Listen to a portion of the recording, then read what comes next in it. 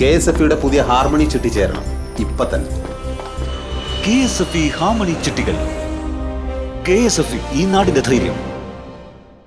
ബാവലി ഇത് പറയുമ്പോൾ തന്നെ ഞാൻ പറഞ്ഞു, ബാവലി ഇത് നമ്മൾ ചെയ്യുന്നതാണ് പറഞ്ഞത്. അപ്പോൾ ഈ എക്സൈറ്റ്മെന്റ് തന്നെയാണ് എനിക്കൊന്ന് അപ്പം തന്നെ എനിക്ക് നമുക്കൊരു അതിൻ്റെ ഒരു വലിപ്പം മനസ്സിലാവും. ഓക്കെ, ഇതിന് ശേഷം ഇത് ചെയ്താൽ എന്തായാലും എൻ്റെ ഗ്രാഫ് മുകളിലേക്ക് പോകുള്ളൂ എന്നുള്ളൊരു തോന്നൽ മനസ്സിൽ. സ്വന്തം മേക്കേഴ്സ് ഓഫ് കിഷ്കിന്ധാകാന്ഡം എന്നുള്ളത് തന്നെയാണ് അതിന് മേളിൽ വെക്കാവുന്ന. ഈ ഓഗസ്റ്റ് 1 സിനിമയില് ഓഗസ്റ്റ് 1 സിനിമയുടെ ആദ്യത്തെ 1 മണിക്കൂർ ഭയങ്കര ഇഷ്ടമാണ്. നമ്മൾ കിഷ്കിന്ധാകാന്ഡം കേട്ട പോലെ തന്നെ ഒരു ഭയങ്കര എക്സൈറ്റഡ് ഒരു സംഭവം. ഞാൻ പറയും, ബാബുലെ ഇത് ഞാൻ തന്നെ ചെയ്യുന്നു, എനിക്ക് എന്തായാലും വേണം. സ്റ്റാർ ഡ്രിവൺ സിനിമ എന്നൊക്കെ ഉള്ളത് പെട്ടെന്ന് ഓപ്ഷനായി വരാം. ഏത് സ്റ്റാറും അവൈലബിൾ ആവുന്നു, അപ്രോച്ചബിൾ ആവുന്നു. രണ്ടുപേരും ഒരുപക്ഷെ നിങ്ങൾക്ക് ഏറ്റവും കൺവീനിയന്റ് ആയിട്ടുള്ള സിനിമകളിലേക്ക് പോവാന്നുള്ള തീരുമാനം കൂടി എടുത്തല്ലോ. അപ്പൊ അതിനിടയിലാണ് അന്താക്ഷരി കണ്ടത്. അന്താക്ഷരി കണ്ടപ്പോൾ സന്ദീപിന്റെ കൺട്രോള് നന്നായിട്ട് ഇഷ്ടപ്പെട്ടു. അതിന് ഇത്രയും ഒരു താരതമ്യേന പുതിയൊരാള്, പ്രായം കുറവ്, പക്ഷെ ഭയങ്കര റെസ്ട്രെയിൻഡ് ആയിട്ട് കൺട്രോൾ ചെയ്ത് പെർഫോം ചെയ്യുന്നു. എക്സാക്ട് ഇയർ സ്പെസിഫൈ ചെയ്യുന്നില്ലെങ്കിലും കുറച്ച് ഡെക്കേഡ്സ് ബാക്ക് ഉള്ള ഒരു സമയത്താണ് കഥ നടക്കേണ്ടത്. സിഗ്നിഫിക്കന്റ് ആയിട്ടുള്ള എക്കോ അല്ലെ, ഒരു പ്ലോട്ട് അച്ഛൻ കാരണമാണ് ഉണ്ടായിരുന്നത്. ഓൾമോസ്റ്റ് ഫസ്റ്റ് ഡ്രാഫ്റ്റ് തന്നെ ഏറെക്കുറെ ഇത് തന്നെ ആയിരിക്കും ഫൈനലിലേക്ക് പോകുന്നത് എന്നുള്ള രീതിയിൽ അത്രയും സ്ട്രിക്റ്റ് ആയിട്ട് തന്നെ ചെയ്യാറുണ്ട്.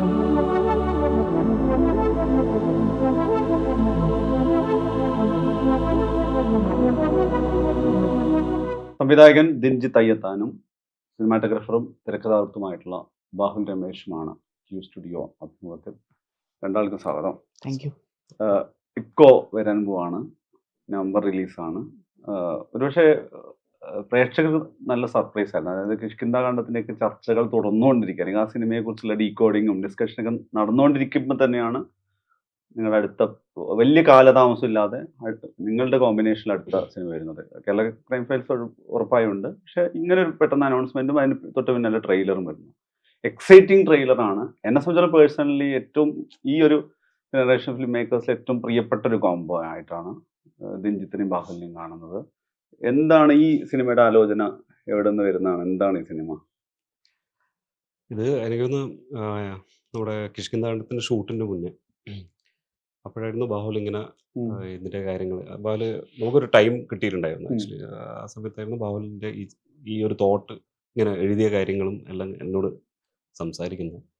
അപ്പോൾ പറഞ്ഞപ്പം തന്നെ ഓക്കെ, എനിക്ക് ആസ് യൂഷ്വൽ നമ്മൾ കിഷ്കിന്ധാകാന്ഡം കേട്ട പോലെ തന്നെ ഒരു ഭയങ്കര എക്സൈറ്റഡ് ഒരു സംഭവം.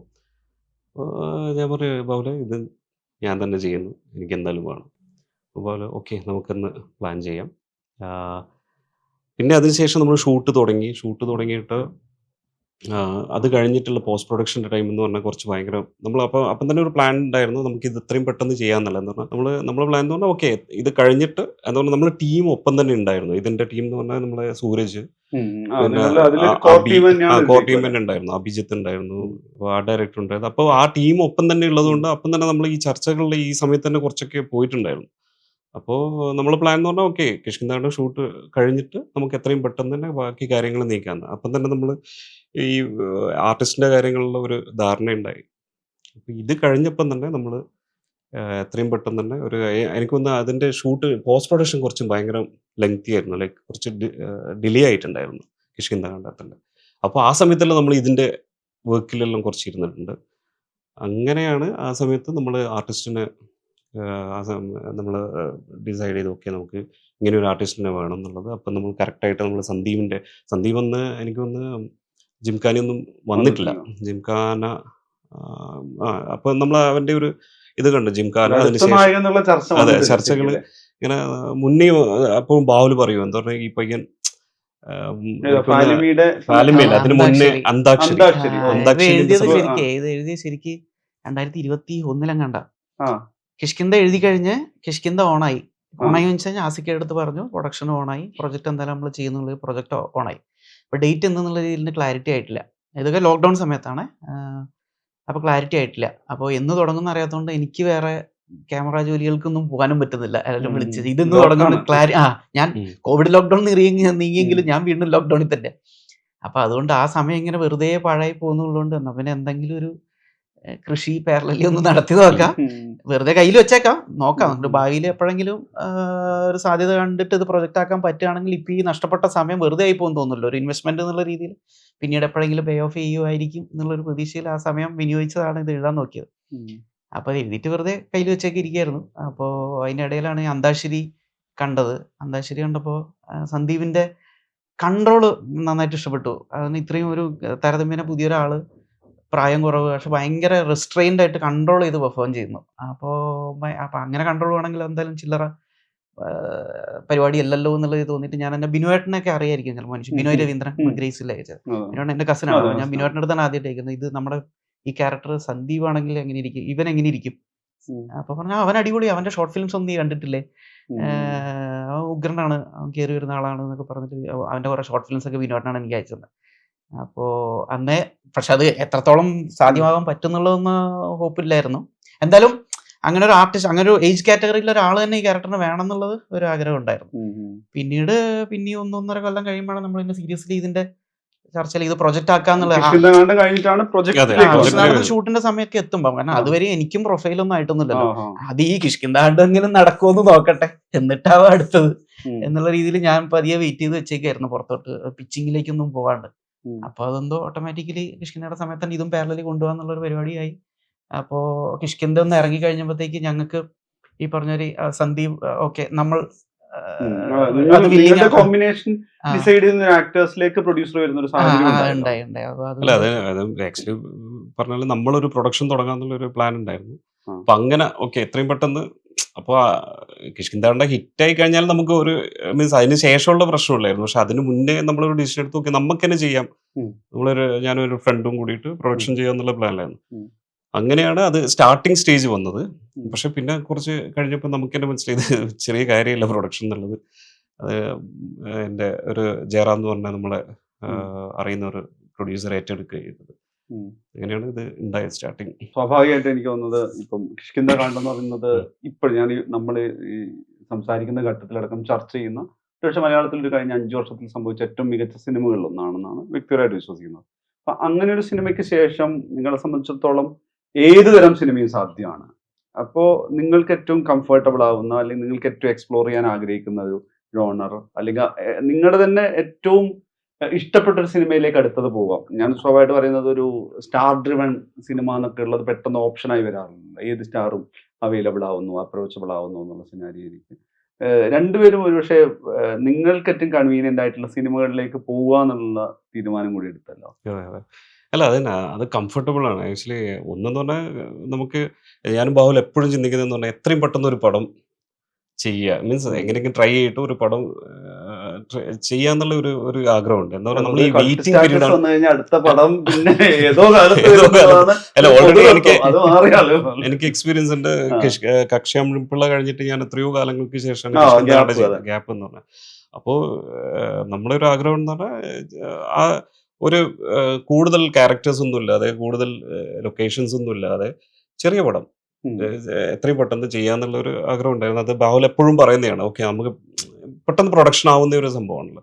അപ്പോൾ അങ്ങനെ നോക്കുമ്പോൾ എന്ന് പറഞ്ഞാൽ സ്റ്റാർ കാസ്റ്റ് ഒബ്വിയസ്ലി നമുക്ക് ഇതിന് ശേഷം എന്ന് പറഞ്ഞാൽ കൂടുതൽ കുറേ ആർട്ടിസ്റ്റ് വിളിച്ചിട്ടുണ്ടായിരുന്നു ലൈക്ക് ചെയ്യാം. പക്ഷെ എന്നാലും നമുക്ക് എക്സൈറ്റഡ് എന്ന് പറഞ്ഞാൽ ഓക്കെ നല്ലൊരു കണ്ടന്റ് ചെയ്യാന്നുള്ള ഒരു അൾട്ടിമേറ്റ് ആഗ്രഹമാണ്. അത് ആരായാലും പക്ഷെ ഇത് പെട്ടെന്ന് ആവാന്നുള്ള ഒരു മെയിൻ ഘടകമുണ്ട് അതിൽ. പിന്നെ അത് മാത്രമല്ല, റെഡിമെയ്ഡ് എന്ന് പറഞ്ഞ പുതിയൊരു കഥ ഉണ്ടാക്കാൻ പറ്റില്ല. ഇത് ഓൾറെഡി എഴുതി വെച്ച സാധനം കയ്യിലിരിപ്പുണ്ട്. അപ്പൊ ഉള്ളത് വിട്ടിട്ട് ഇല്ലാത്തൊരു സാധനം ഉണ്ടാക്കാൻ നോക്കിയിട്ട് ലാസ്റ്റ് അതും നടന്നിട്ട് ഇതും നടക്കാത്ത അവസ്ഥ വെച്ചിട്ട്. ഈ വിജയകുമാർ ബ്ലാത്തൂറിന്റെ ഒക്കെ മറ്റേ വീഡിയോയില് ഈ കാട്ടിൽ നിന്ന് നാട്ടിലേക്ക് വന്ന് ഈ മറ്റേ നായകളെ കുറിച്ച് പറയുന്ന സമയത്ത് ഇതൊരു മറ്റേ കാട്ടിലുണ്ടായിരുന്നതാണ്, നാട്ടിൽ വന്ന് മനുഷ്യരോട് മെരുങ്ങി മനുഷ്യരുടെ ഏറ്റവും ലോയലിസ്റ്റ് ആയിട്ടുള്ള ഒരു സഹജീവിയായിട്ട് അല്ലെങ്കിൽ ഒരു മൃഗമായിട്ട് മാറുന്നു എന്നൊക്കെ ഉള്ളൊരു സംഗതിയുണ്ട്. അപ്പം എനിക്ക് തോന്നുന്നത് KCF-ലാണെങ്കിലും ഈ പറഞ്ഞ മനുഷ്യനും നായകളും തമ്മിൽ കണക്റ്റഡ് ആയിട്ടുള്ളൊരു സ്റ്റോറി ലൈനാണ് ഉണ്ടായിരുന്നത്. അതിൻ്റെ തുടർച്ചയായിട്ടാണ്, അതിൻ്റെ തൊട്ടടുത്ത പടമായിട്ടാണ് എക്കോ വരുന്നത്. അപ്പം അവിടെയും എനിക്ക് തോന്നുന്നത് ഈ രാജ്യങ്ങൾ, അതായത് ഏതോ കാലത്തുള്ള മലയാളിയുടെ കുടിയേറ്റവും ആ മൈഗ്രേഷൻ ഫാക്ടർ, അതിനെ കണക്ട് ചെയ്തിട്ടുള്ള നായകൾ, ഇതൊക്കെ നമുക്ക് ട്രെയിലറിന് ഭയങ്കരമായിട്ട് ഹിൻ ഡ്രോപ്പ് ചെയ്തിട്ട് വന്നിട്ടുണ്ട്. അത് ശരിക്കും സിനിമയുടെ ജോൺറയിൽ അല്ലെങ്കിൽ ഏത് രീതിയിലാണ് സിനിമയിലേക്ക് അത് കണക്ട് ചെയ്തിട്ടുള്ളത്?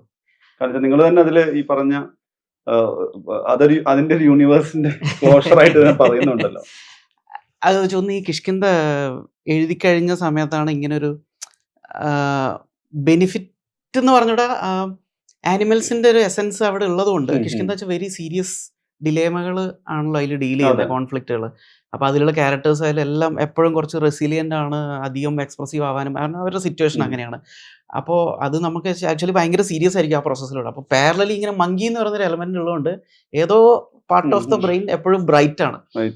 മങ്കീനെ കാണുന്നു എന്ന് പറയുന്ന സമയത്ത് എന്താ നമ്മുടെ ഉള്ളിലുള്ള എന്തെങ്കിലും ഹോർമോൺ റിലീസിന്റെ ആയിരിക്കാം. അപ്പം മങ്കിയുടെ കൃത്യമായ ഇടവേളകളിൽ മങ്കിയുടെ ഒരു ഇൻപുട്ട് ഉണ്ടാകുന്നു, മങ്കിയുടെ വിഷ്വൽ വരുന്നല്ലോ, മങ്കി കാരണമായിട്ടുള്ള ഒരു കാരണം ഉണ്ടാകുന്നു.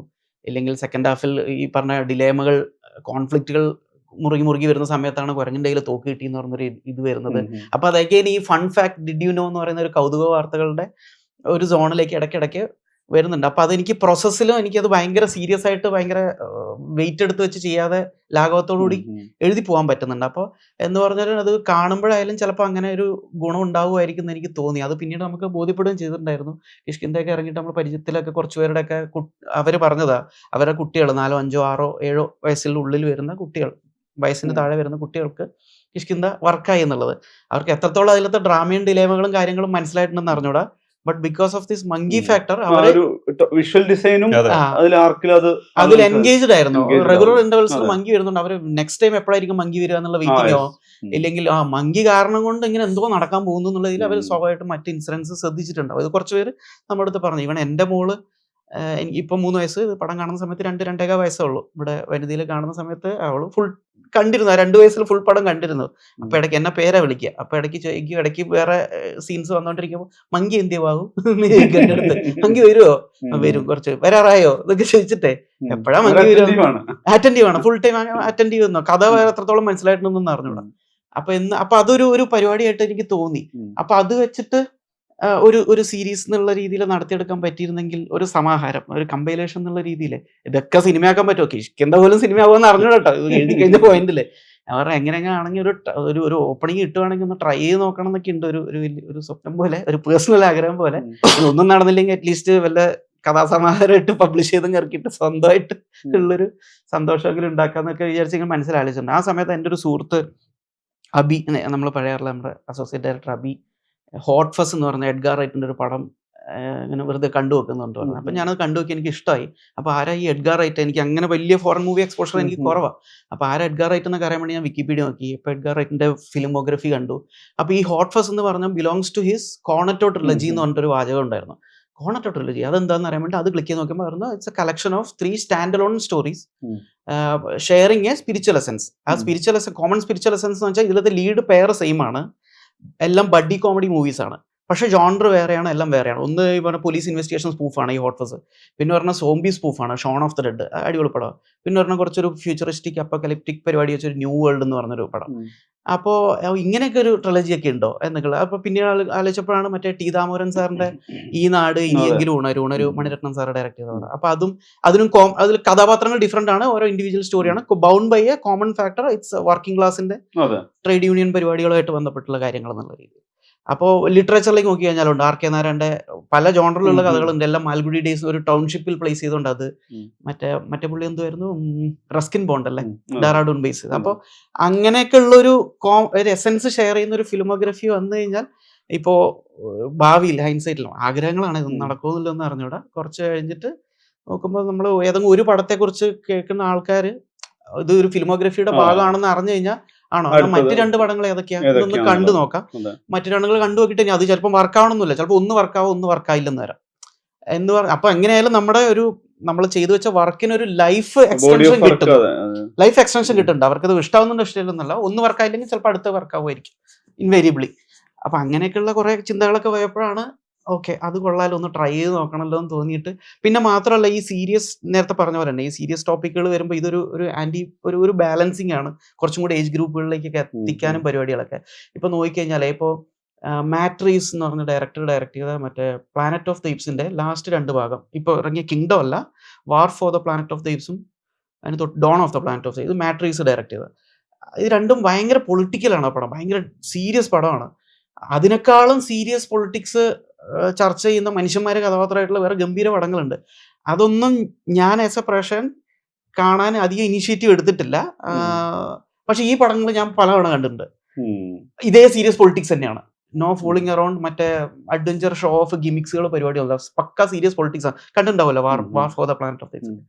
അപ്പൊ അത് പല പടങ്ങൾ ഇപ്പൊ സ്പീൽബർഗിന്റെ ആലോചിച്ച് കഴിഞ്ഞാൽ ഷിൻലേഴ്സ് ലിസ്റ്റും ജുറാസിക് പാർക്കും 93 സെയിം ഇയറിൽ ഇറങ്ങണം. അപ്പൊ രണ്ടും ക്ലാസിക്കുകൾ പരിപാടികളാണ്. അപ്പൊ ഷിൻലേഴ്സ് ലിസ്റ്റ് ഞാൻ ആകെ ഒരു തവണ കണ്ടിട്ടുണ്ട്. എനിക്കറിയാം അത് വലിയ ഭയങ്കര പടമാണ്, ഭീകര പടമാണെന്നുള്ള ഇറങ്ങണം. പക്ഷെ എന്തോ എൻ്റെ ഉള്ളിലുള്ളൊരു കുട്ടി ഒരു ക്യൂരിയോസിറ്റി, പിന്നെ മോർ റിലേറ്റബിൾ ആൻഡ് അറ്റന്റീവ് ആവും.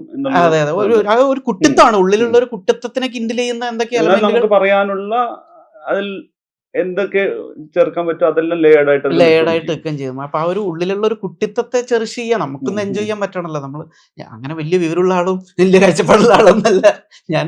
അപ്പോൾ ആ ഒരു കുട്ടിത്വത്തെ ചെറിഷ് ചെയ്തുകൊണ്ടിരിക്കുക, കിൻഡിൽ ചെയ്തുകൊണ്ടിരിക്കുക. ഇപ്പൊ ഈ അടുത്ത് ഞാനും അഹമ്മദ് കെയും അസനക്ക മഹേഷ് ഏട്ടൻ കൂടെ ഒരു ട്രിപ്പ് പോയിട്ടുണ്ടായിരുന്നു. അപ്പോൾ ഒരു ജുറാസിക് യൂണിവേഴ്സൽ സ്റ്റുഡിയോയുടെ ആയിട്ടുള്ള ഒരു ജുറാസിക് തീംഡ് ആയിട്ടുള്ള ഒരു സ്പേസിൽ പോയി. അപ്പോൾ അവിടെ ഒരു ട്രിപ്പാണ് പരിപാടി, ഇൻസ്റ്റലേഷൻസും പരിപാടികളൊക്കെ വെച്ചാൽ ഫുൾ ടൈം അതിൻ്റെ സ്കോർ ഉണ്ടാവും. ഭയങ്കര ആംബിയൻസ് ബിൽഡിങ്ങാണ്. ഞങ്ങളൊക്കെ ഈ പറഞ്ഞൊരു 10-30 വയസ്സായിട്ടുള്ള ആൾക്കാരാണ്. അപ്പോൾ പക്ഷെ ഇറങ്ങിയ ഉടനെ ഞങ്ങളെല്ലാവരും ഭയങ്കര കുട്ടികളെ പോലെ ഇട്ടോ, ഇന്ന് നമുക്ക് ജുറാസിക് പാർക്ക് എത്തിയ ഉടനെ നമുക്ക് എല്ലാവർക്കും ഒരു വലിയ സ്ക്രീനിലിട്ട് ഒന്ന് കാണണം കേട്ടോ, വീണ്ടും കാണാൻ തോന്നുന്നു എന്നൊക്കെ പറയുന്ന ആ ഒരു പണ്ട് എന്താണ് സ്റ്റാർ മൂവീസിലോ ആക്ഷനിലോ നമ്മുടെയൊക്കെ ഒരു 10 വയസ്സിന് മുന്നേ നമ്മൾ കണ്ടിട്ടുണ്ടായിരുന്ന നമ്മുടെ ഉള്ളിലെ കുട്ടിയുടെ എക്സൈറ്റ്മെന്റ് പുറത്തേക്ക് വന്നു. അപ്പൊ ആ എക്സൈറ്റ്മെന്റ് എല്ലാ കാലത്തും നമ്മുടെ ഉള്ളിൽ ഉണ്ടാവും. അപ്പൊ അത് വർക്ക് ചെയ്യുമ്പോഴായാലും നമുക്ക് അതൊക്കെ ഉപയോഗപ്പെടുത്താനും, അപ്പൊ ഈ അനിമൽസ് വരുമ്പോ അങ്ങനെയുണ്ട് എന്നുള്ളത് അതൊന്ന് ആസ്വദിക്കുക. പിന്നെ ആൾക്കാർക്ക് എങ്ങനെ ഇത് എടുക്കാൻ പറ്റുമെന്നുള്ള. ഇത് എനിക്ക് തോന്നുന്നത് ഇക്കോലേക്ക് വരുന്ന സമയത്തേക്ക് സ്റ്റോറിക്ക് അകത്തേക്കാണത്, അല്ലെങ്കിൽ ഇത് ഈ പറഞ്ഞ അതിന്റെ പശ്ചാത്തല സൃഷ്ടി എന്നുള്ളതിനേക്കാളും സ്റ്റോറിയുടെ പാർട്ടായി അല്ലെ. നായകൾ എന്ന് പറയുന്നത് ശരിക്കും സ്റ്റോറി തന്നെ അല്ലെ, ഒരു മെറ്റഫർ പറയാവുന്നതാണ്. അതെ അതെ അതെ, അതാണ്. പക്ഷെ ഒരു സിംഗിൾ ക്യാരക്ടർ എന്നുള്ള രീതിയിലല്ല, അത് ഇതിലത്തെ മനുഷ്യന്മാരെ പോലെ തന്നെ, മനുഷ്യന്മാരുടെ ക്യാരക്ടേഴ്സിനെ പോലെ തന്നെ ആ ഡോഗുകളും ഇതിന്റെ എക്കോസിസ്റ്റത്തിന്റെ ഭാഗമാണ് എന്നുള്ള രീതിയിൽ അത് കൂടുതൽ. ഒരു കാര്യമുണ്ടല്ലോ, ഇപ്പം ബാഹുലിനോട് ഇപ്പം കിഷ്കിന്ദ കാണ്ഡം കാണുന്ന സമയത്ത് അതിന്റെ ഒരു ഓഡിയോ വിഷ്വൽ ഡിസൈൻ ഉണ്ട്. ഇപ്പം അതിഗംഭീരമായിട്ടുള്ള ഇപ്പം സമീപ വർഷങ്ങൾ സംഭവിച്ച ഏറ്റവും മികച്ച തിരക്കഥയാണെന്ന് ഞാൻ വ്യക്തിപരമായിട്ട് വിശ്വസിക്കുന്നു. അപ്പൊ അങ്ങനെ ഒരു സ്ക്രിപ്റ്റ് എന്നുള്ളിടത്ത് അവിടെ ഒരു നിങ്ങൾ രണ്ടുപേരും ചേർന്നുണ്ടായ ഒരു വിഷ്വൽ ഡിസൈൻ ഉണ്ട്, ഒരു ഓഡിയോ വിഷ്വൽ ഡിസൈൻ. അതിന്റെ ഒരു ഡീപ്പ് ഫോറസ്റ്റ് ആയിരിക്കും, അതിന്റെ ഒരു ടൊണാലിറ്റി ആണെങ്കിലും, അതിന്റെ ഒരു മ്യൂസിക് ഡിസൈനിലുള്ള ഒരു അറ്റ്മോസ്ഫറിക് മ്യൂസിക്, അതിന്റെ ഒരു അന്തരീക്ഷ നിർമ്മിതി, ഇതിലെല്ലാത്തിലും വല്ലാത്തൊരു കണിശത. അങ്ങനെ അതിന്റെ ആ ഒരു കണിശത കൂടിയാണ് ആളുകൾ വളരെ എക്സൈറ്റഡ് ആകുന്നത്. ഇപ്പോഴും ആ സിനിമയെ ഓർത്തു കഴിഞ്ഞാൽ ക്യാരക്ടറിന് പുറത്ത് അതിന്റെ പശ്ചാത്തലം ഓർത്തെടുക്കാൻ പറ്റുന്നുണ്ട്. അല്ലെങ്കിൽ ഈ കളിപ്പാട്ടങ്ങൾ താഴെ വീഴുന്നതും ഈ കുരങ്ങിന്റെ മൊമെന്റ്സ് ഒക്കെ ഭയങ്കര കാര്യമായിട്ടുണ്ട്. അപ്പൊ ഞാൻ അത് ഒരു ഭയങ്കര അതിസൂക്ഷ്മതയുള്ള ഒരു ഡിസൈനിലാണല്ലോ ഇത് ചെയ്യുന്നത്. ആദ്യം ഇപ്പം കഥയാണോ ആലോചിക്കുക, അന്തരീക്ഷമാണോ ആലോചിക്കുക, എന്താണ് ഒരു സ്ക്രാച്ച് ശരിക്കും? ഇതിലേക്ക് വരുമ്പോൾ ഇതിലുള്ള ഒരു ഡയലോഗാണ്. ആ ഡയലോഗ് ഇപ്പൊ പറയുന്നില്ല, ആഫ്റ്റർ റിലീസ് പറയാം. ആ ഒരു ഡയലോഗാണ് ആദ്യം മനസ്സിൽ വന്നത്. അപ്പൊ ആ ഒരു ഫ്രേസ്, അപ്പോ അതിന്റെ ഡൈനാമിക്സ്, അത് തീമായി മാറുന്ന രീതിയിലുള്ള ഒരു കോൺസെപ്റ്റ് ആണ് മനസ്സിലേക്ക് ആദ്യം വന്നത്. പിന്നെ അത് എങ്ങനെ പ്ലേസ് ചെയ്യാം, അതെങ്ങനെ എക്സിക്യൂട്ട് ചെയ്യാം, എന്ത് തരം ഡ്രാമയിലേക്ക് ആ കോൺസെപ്റ്റ് അപ്ലൈ ചെയ്യാന്നുള്ളതായിരുന്നു ചിന്ത. അപ്പൊ അതിനാണ് ഇങ്ങനത്തെ ഒരു പരിപാടിയിലേക്ക് അത് പ്ലേസ് ചെയ്തത്. പിന്നെ കുറച്ച് പീരീഡ് ആയിട്ടുള്ള ഒരു ടൈം എക്സാക്ട് ഇയർ സ്പെസിഫൈ ചെയ്യുന്നില്ലെങ്കിലും കുറച്ച് ഡെക്കേഡ്സ് ബാക്ക് ഉള്ള ഒരു സമയത്താണ് കഥ നടക്കേണ്ടത്. അപ്പൊ കഥ നടക്കുമ്പോൾ ഞാൻ അഗൈൻ ഞാൻ ഈ എന്താണ് ടെക്നീഷ്യനായിട്ടും കൂടെ വർക്ക് ചെയ്യുന്നതുകൊണ്ട് എനിക്ക് ഈ പ്രൊഡക്ഷൻ ലോജിസ്റ്റിക്സ്, ഫീസിബിലിറ്റി, ചെലവ് പരിപാടികളെ കുറിച്ച് എപ്പോഴും ഒരു അവയർനെസ് തലയിലുള്ളത് കൊണ്ട് നടപടിയാവുന്ന കാര്യങ്ങൾ മാത്രമേ ആലോചിക്കാവുള്ളൂ എന്ന് ആദ്യം ഒരു ലട്ട് എപ്പോഴും മനസ്സിലുണ്ടാവും. അപ്പോൾ സ്വാഭാവികമായിട്ട് പീരീഡ് എന്ന് പറഞ്ഞിട്ട് ആലോചിക്കുമ്പോൾ നമ്മൾ എന്തായാലും ഇതിന്റെ ഡിസൈൻ വൈസ് തന്നെ ഞാൻ പറഞ്ഞല്ലോ, അപ്പൊ കിഷ്കിന്ദ എഴുതി കഴിഞ്ഞിട്ട് അത് ഓൺ ആവാനുള്ള ഒരു ഷൂട്ട് തുടങ്ങാനുള്ള ഒരു ഡേറ്റിന്റെ അനിശ്ചിതത്വത്തിലാണ് ഇത് എഴുതുന്നത്. അപ്പൊ ഇത് എഴുതാനിരിക്കുന്ന സമയത്ത് തന്നെ ഫസ്റ്റ്ലി പ്രീഫിക്സ് ചെയ്ത ലട്ടുകൾ എന്ന് വെച്ച് കഴിഞ്ഞാൽ ഒത്തിരി ഡിമാൻഡിങ് ആവരുത് ഒരു റിക്വയർമെന്റ്സും. അപ്പോൾ ഒരു സിംഗിൾ ക്യാരക്ടറിന്റെ ഷോൾഡറിലേക്ക് വെയിറ്റ് പോകുന്ന രീതിയിലാവരുത് അതിന്റെ ഡിസൈൻ. ഒരു 4-5 ക്യാരക്ടേഴ്സിന് ഈക്വലി ഷോൾഡർ ചെയ്യാൻ പറ്റണം സിനിമയുടെ ഓവറോൾ ബാഗേജ്. അപ്പോൾ എന്ന് വെച്ചാൽ എനിക്ക് ഓരോരോ ക്യാരക്ടേഴ്സിന് ഇത്ര ദിവസങ്ങൾ വെച്ച് കഴിഞ്ഞാൽ ഒരു 35-40 ഡേയ്സിനുള്ളിൽ തീർക്കാൻ പറ്റുന്ന രീതിയിലുള്ളൊരു ഡിസൈനായിട്ട് വരും. എല്ലാവർക്കും ഈക്വലി ഷെയറും വരും എന്നുള്ള രീതിയിലാണ് തോന്നുന്നു. പിന്നെ അഗൈൻ ഞാൻ ഇപ്പം നേരത്തെ പറയാൻ വന്നു വെച്ചാൽ പീരീഡ് എന്നുള്ള രീതിയിലാണ് അത് പ്ലേസ് ചെയ്യേണ്ടത്. അപ്പോൾ വലിയ സെറ്റ് ഇടുക, ഒരു അർബൻ പശ്ചാത്തലത്തിൽ കൊണ്ടുപോയിട്ട് ഈ കഥ പറയാൻ നിന്ന് കഴിഞ്ഞാൽ അതിൻ്റെ സെറ്റിടൽ പരിപാടികളായിട്ട് ഇത് ഒരിക്കലും നടക്കാത്തൊരു പരിപാടിയായിട്ട് എന്തും ഷെൽഫിൽ വെക്കേണ്ടി വരും. അപ്പോൾ അതിൽ കാര്യമില്ലല്ലോ എന്നുള്ളത് കൊണ്ടാണ് നമ്മളൊരു പീരീഡ് ജോഗ്രഫിക്ക് ഏറ്റവും കറക്റ്റ് ചിലവില്ലാണ്ട് പീരീഡ് ജോഗ്രഫി നമുക്ക് കിട്ടുക വെച്ചാൽ ലാൻഡ്സ്കേപ്പാണ് നമുക്ക് സപ്പോർട്ട് ചെയ്യുക. അപ്പോൾ എത്രയും വൈഡ് വെക്കാൻ പറ്റണം. അല്ലെങ്കിൽ ഇത് അയ്യോ അത് കാണല്ലേ അവിടെ പുതിയ ബിൽഡിംഗ് ഉണ്ട് എന്ന് പറഞ്ഞിട്ട് നമുക്ക് റെസ്ട്രിക്ട് ചെയ്ത് കോമ്പാക്ട് ഫ്രെയിം ചെയ്ത് വെക്കുന്ന രീതിയിലാവരുത് ഇതിൻ്റെ ലൊക്കേഷൻസിൻ്റെ തിരഞ്ഞെടുപ്പും നടക്കുന്ന ഡ്രാമകൾ. അപ്പോൾ പടത്തിൽ അതൊന്നും റെസ്ട്രിക്ഷൻ നമ്മൾ അനുഭവപ്പെട്ടിട്ട് എക്സിക്യൂഷനിലേക്ക് കിടക്കരുത്. അപ്പോൾ അതിനുള്ള ഫ്രീഡം സ്ക്രിപ്റ്റിലും ഉണ്ടാവണം, ഫ്രെയിം വെക്കുമ്പോഴായാലും ഒക്കെ നമുക്ക് തുറന്ന് വെക്കാൻ പറ്റുന്ന ഫ്രീഡം ഉണ്ട്. അതിനനുസരിച്ചുള്ള ഡ്രാമകളായിരിക്കണം വരേണ്ടത് എന്നുള്ള രീതിയിൽ. ഇതൊന്നും അങ്ങനെ ഭയങ്കര കാൽക്കുലേറ്റഡ് ആയിട്ട് പ്ലാൻ ചെയ്തൊന്നല്ല കേട്ടോ. ഒരു ബേസിക് അവയർനെസ് തലയിരിക്കുന്നതുകൊണ്ട് ഓട്ടോമാറ്റിക്കലി ഇങ്ങനെയൊക്കെയാണ് എഴുതി വരുന്നത്. പിന്നെ ആസ് യൂഷ്വൽ കഴിഞ്ഞ 2 വർക്കുകളിലും ഉണ്ടായിരുന്ന പോലെ, ആക്ച്വലി കേരള ക്രൈം ഫയൽസിന് മുന്നെയാണ് ഇത് എഴുതിയത്, ഉണ്ടായിരുന്ന പോലെ തന്നെ ഈ ഓർഗാനിക് ആണ്. അങ്ങനെ ഫുള്ളി പ്ലാൻഡ് ഒന്നും അല്ല. കഥ എന്ത്, കഥാപാത്രം എന്ത് നടക്കുന്നുള്ള പരിപാടികളൊന്നും പ്ലാൻഡ് അല്ല. ഓരോ സീൻ എഴുതി കഴിയുമ്പോഴാണ് അടുത്തയിലേക്ക് ഉള്ള ഐഡിയാസ് കിട്ടുന്നത്. പിന്നെ പതിപോലെ ഇന്റർവെൽ വരെ എഴുതിയിട്ട് അച്ഛന് വായിക്കാൻ കൊടുത്തു.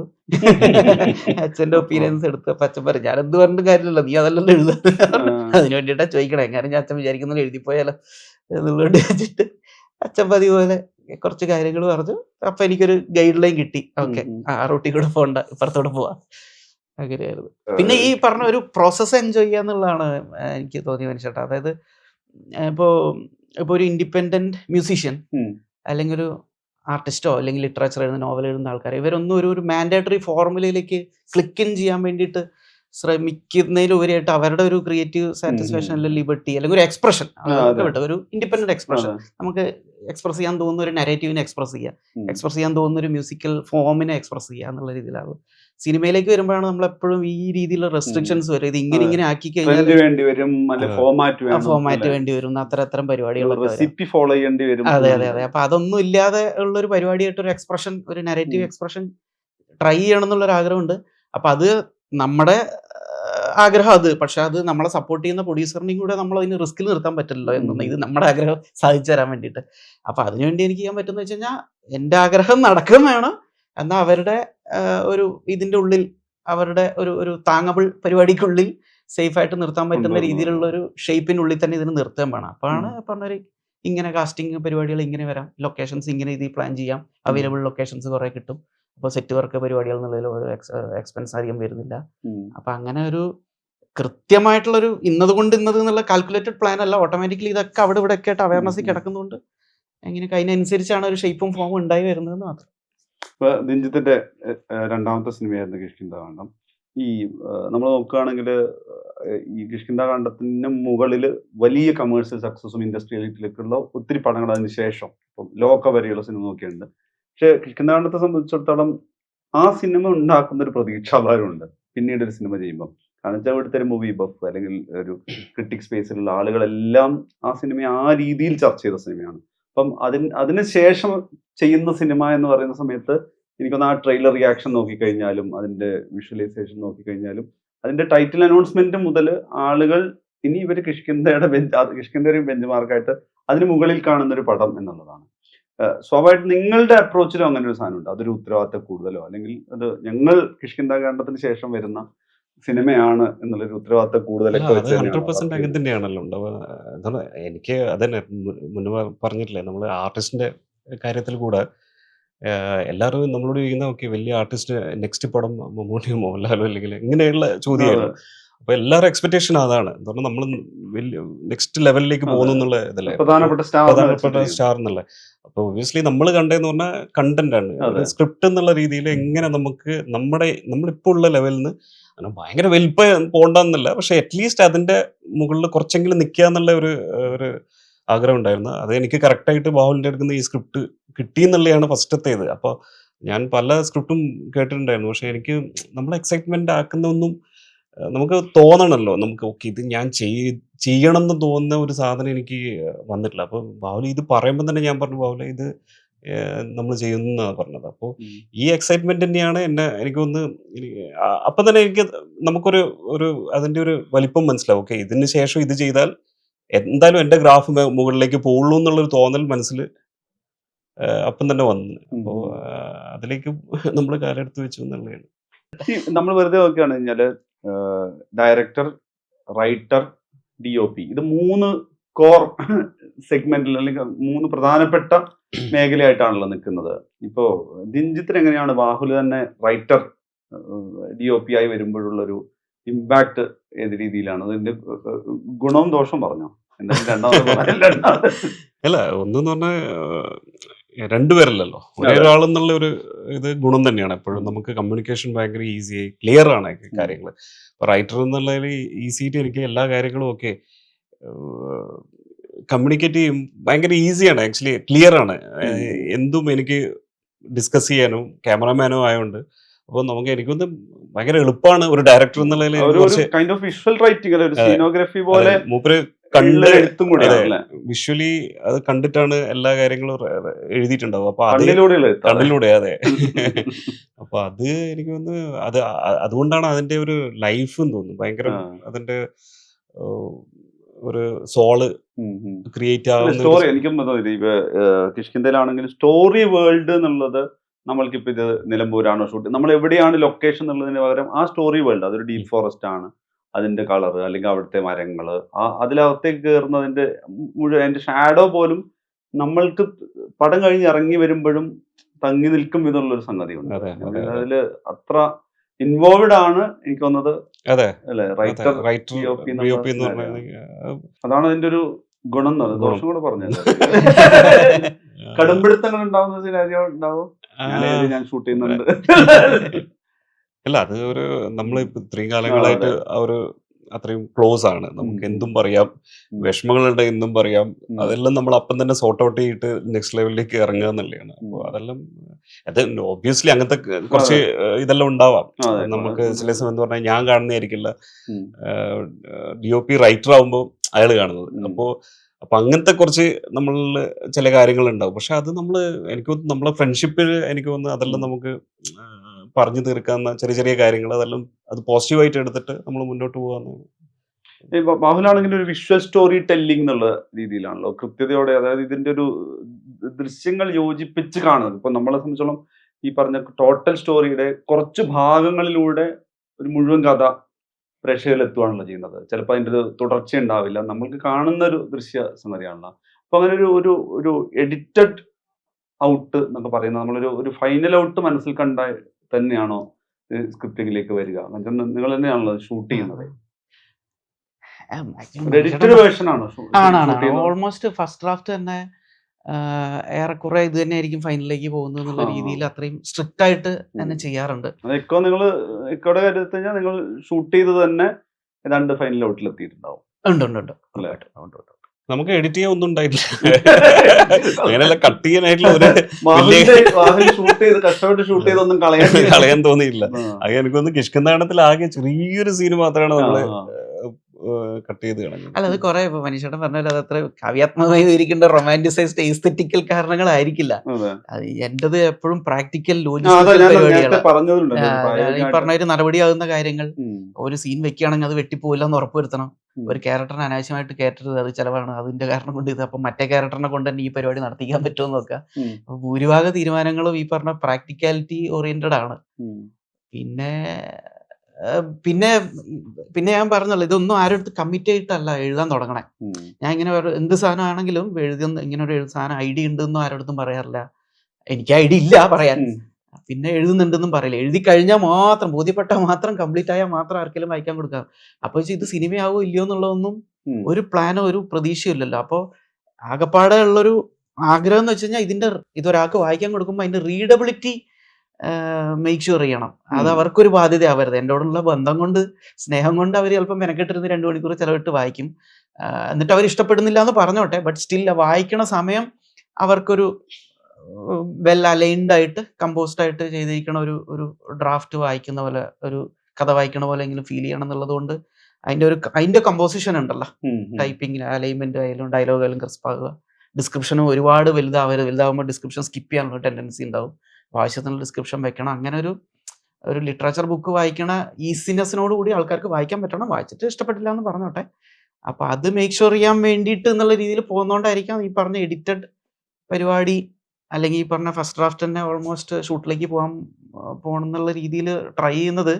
ഈ ആദ്യത്തെ വായനക്കാരനെ ഒരു ബാധ്യത ആവരുത് എന്നുള്ളതുകൊണ്ട് ഡബിൾ കോൺഷ്യസ് ആകുന്നതുകൊണ്ട് ആയിരിക്കാം ചിലപ്പോൾ. അല്ലാതെ ഇത് വേറെ എസ്തെറ്റിക്കൽ വിഷ്വൽ ചിന്തകളോ അങ്ങനെയൊന്നുമില്ല. നമ്മളൊരു സ്പോയിലറിലേക്ക് പോകണ്ട.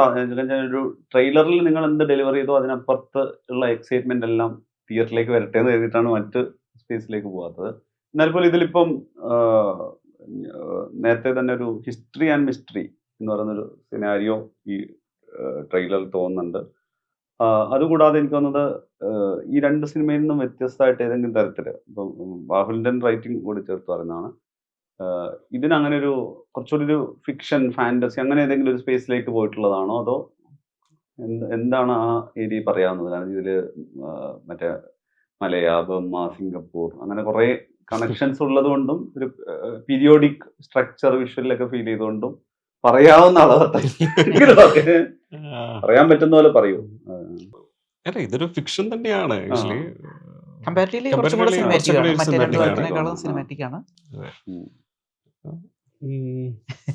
എന്ത് പറയുന്നുള്ള അല്ല, ഒന്ന് അവകാശവാദങ്ങളായിട്ടൊന്നും പറയുന്നത് അല്ല, എന്ത് തരം പടമാണ്? ഒരുപക്ഷെ ഇപ്പം Kishkindha Kaandam, from the makers of Kishkindha Kaandam എന്നുള്ളത് തന്നെയാണ് അതിന്റെ മേളിൽ വെക്കാവുന്ന ഏറ്റവും വലിയൊരു അതെ കിഷ്കിന്ദ പോലെ കാണ്ഡം പോലത്തെ ഒരു പടമാണോ എന്ന് നിങ്ങളോട് സത്യത്തിൽ ചോദിക്കാൻ പറ്റുമോ? കിഷ്കിന്ദ പോലെയല്ല.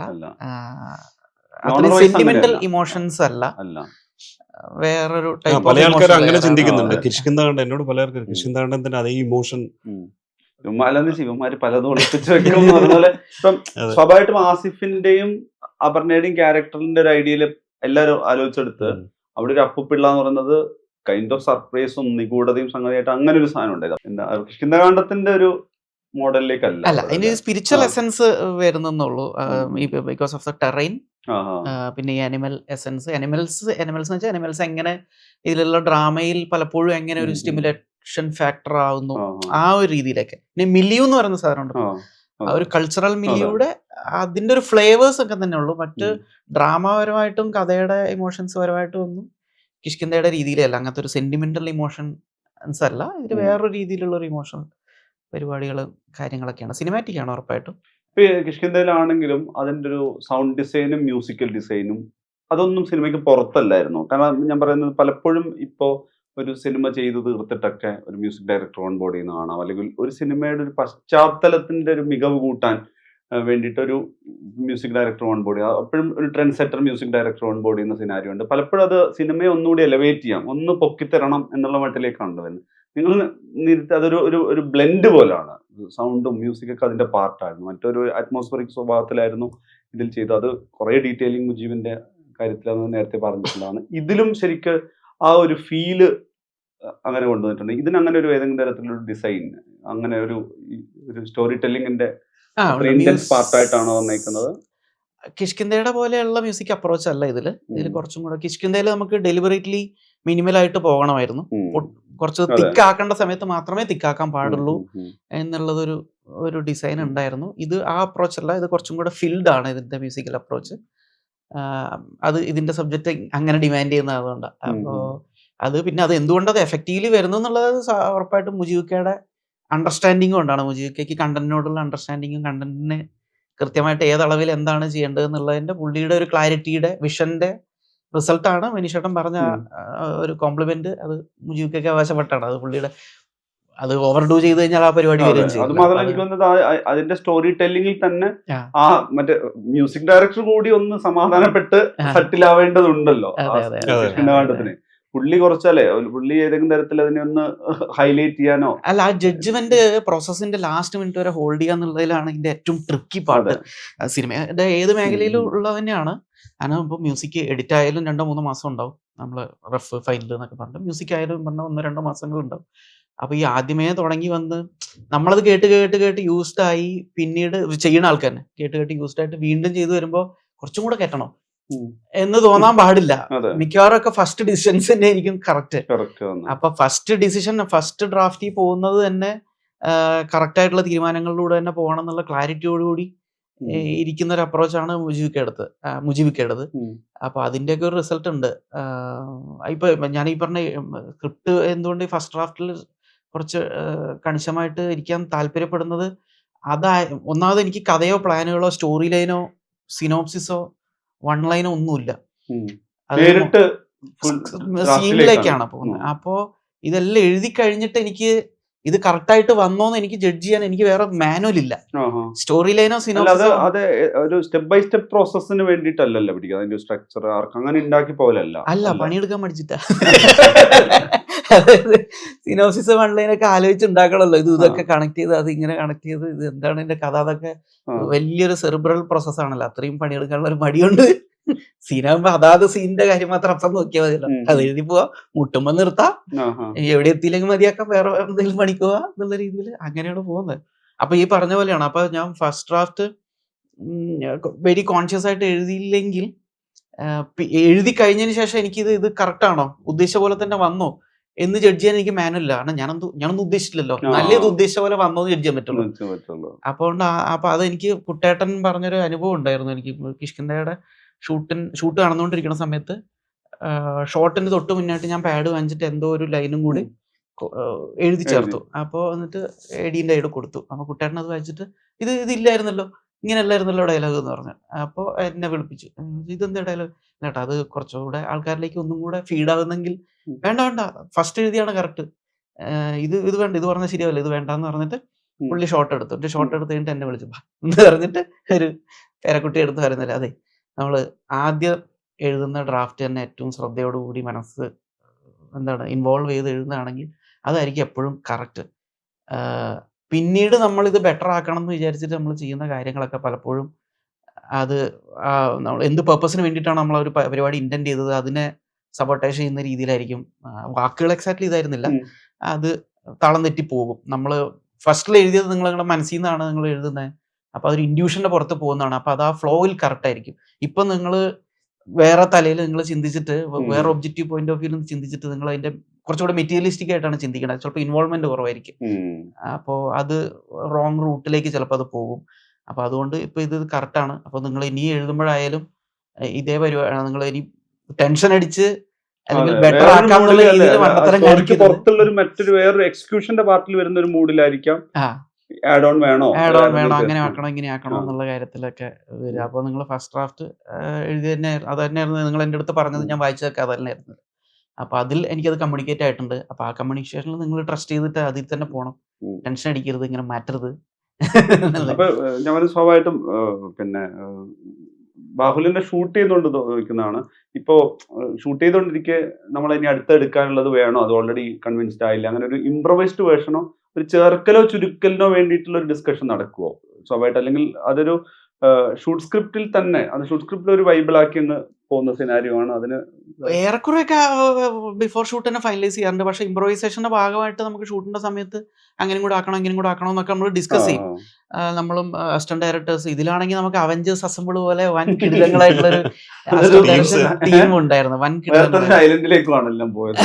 എല്ലാരും കിട്ടി, എല്ലാ അടിപൊളി ആൾക്കാരാണ്. എനിക്ക് പേഴ്സണലി വർക്ക് ചെയ്ത് പുതിയ ടീമാണോ? രണ്ടുപേര് കോമൺ ഉണ്ട്.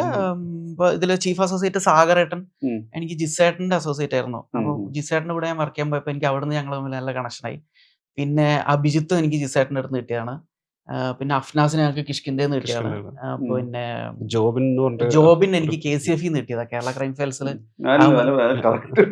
അഹമ്മദ് കയുടെ അസോസിയേറ്റ്. അപ്പൊ ജോബി അതിൽ അടിപൊളിയായിരുന്നു. അവൻ എന്നെക്കാളും ഇൻവോൾവ്മെന്റ്, അവന്റെ സ്വന്തം കണ്ടന്റ് പോലെ അവനെ ട്രീറ്റ് ചെയ്യട്ടെ, എന്നെക്കാളും ഒബ്സസീവ് ആയിരുന്നു. അപ്പൊ ഞാൻ എന്തെങ്കിലും വേണമെങ്കിൽ ഇങ്ങനെ ആക്കാന്ന് പറഞ്ഞാൽ ഇല്ല പറ്റില്ല പോലെ അത് വേണ്ട, ഇങ്ങനെ തന്നെ പോകാൻ പറ്റില്ല. അവൻ അത്രയും കണിശമായിട്ട് ടേക്ക് കെയർ ചെയ്യും, ഭയങ്കരമായിട്ട് ടേക്ക് കെയർ ചെയ്യും. അപ്പോൾ അവനും ഇതിലുണ്ടായിരുന്നു. അപ്പോൾ എന്ന് വെച്ചാൽ ഇത്രയും കിടിലങ്ങൾ. പിന്നെ അഫ്നാസ് കഴിഞ്ഞതിൽ കോസ്റ്റ്യൂം ചെയ്തിരുന്ന ആളായിരുന്നു. ആദി ദ്വാരക ഉണ്ട്. അഫ്നാസ് കിഷ്കിന്ധയിൽ ആക്ച്വലി കോസ്റ്റ്യൂം ഡിപ്പാർട്ട്മെന്റ് ആയിരുന്നു കൈകാര്യം ചെയ്തത്. അപ്പൊ അതിൽ അവൻ ഭയങ്കര സ്മാർട്ടാ.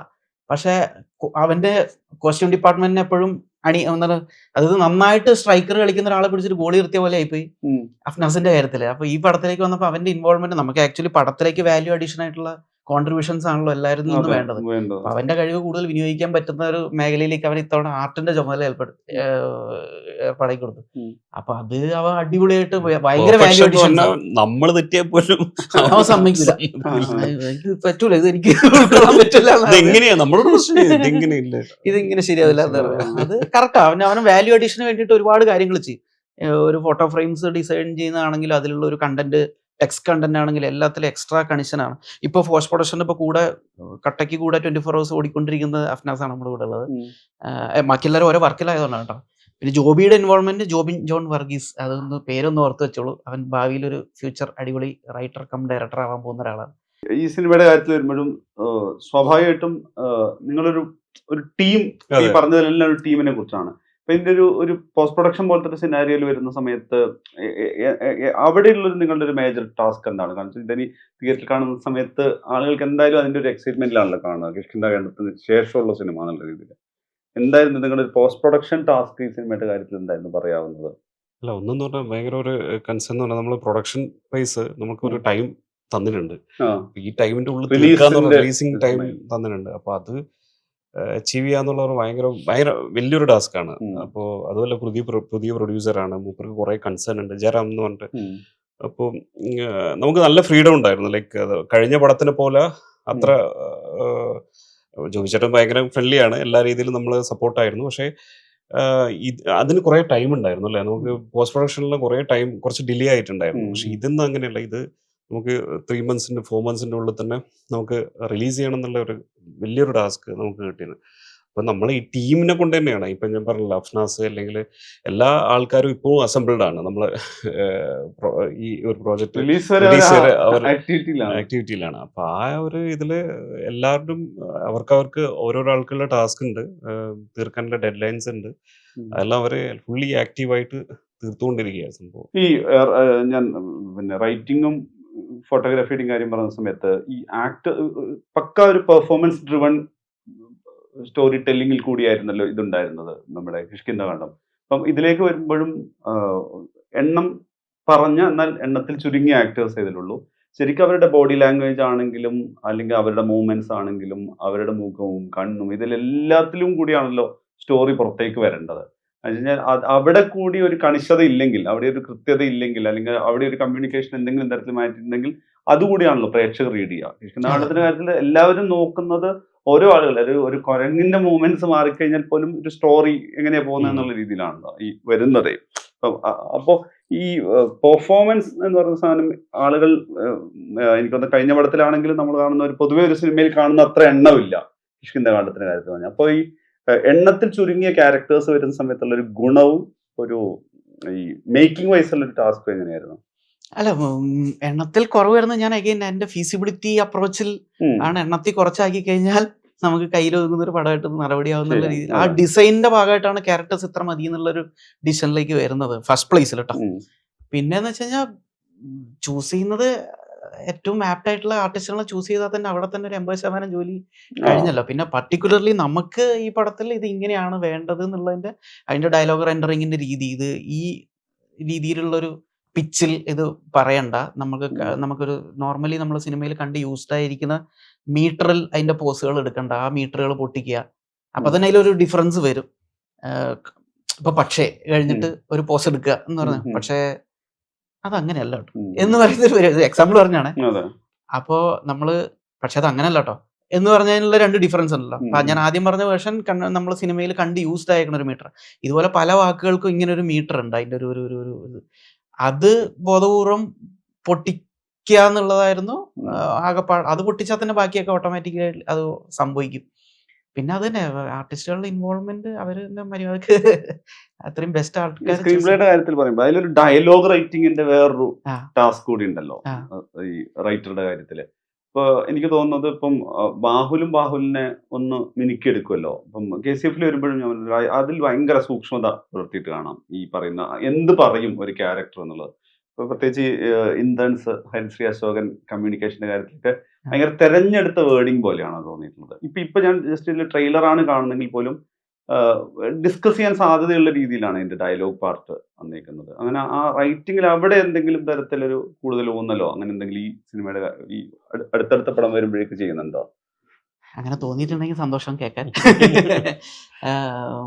കോൺവെർസേഷൻ ആണ് ആക്ച്വലി റൈറ്റിങ്ങിനെ എനിക്ക് ഡ്രൈവ് ചെയ്യുന്നത്. കാരണം എനിക്ക് കഥയില്ലല്ലോ.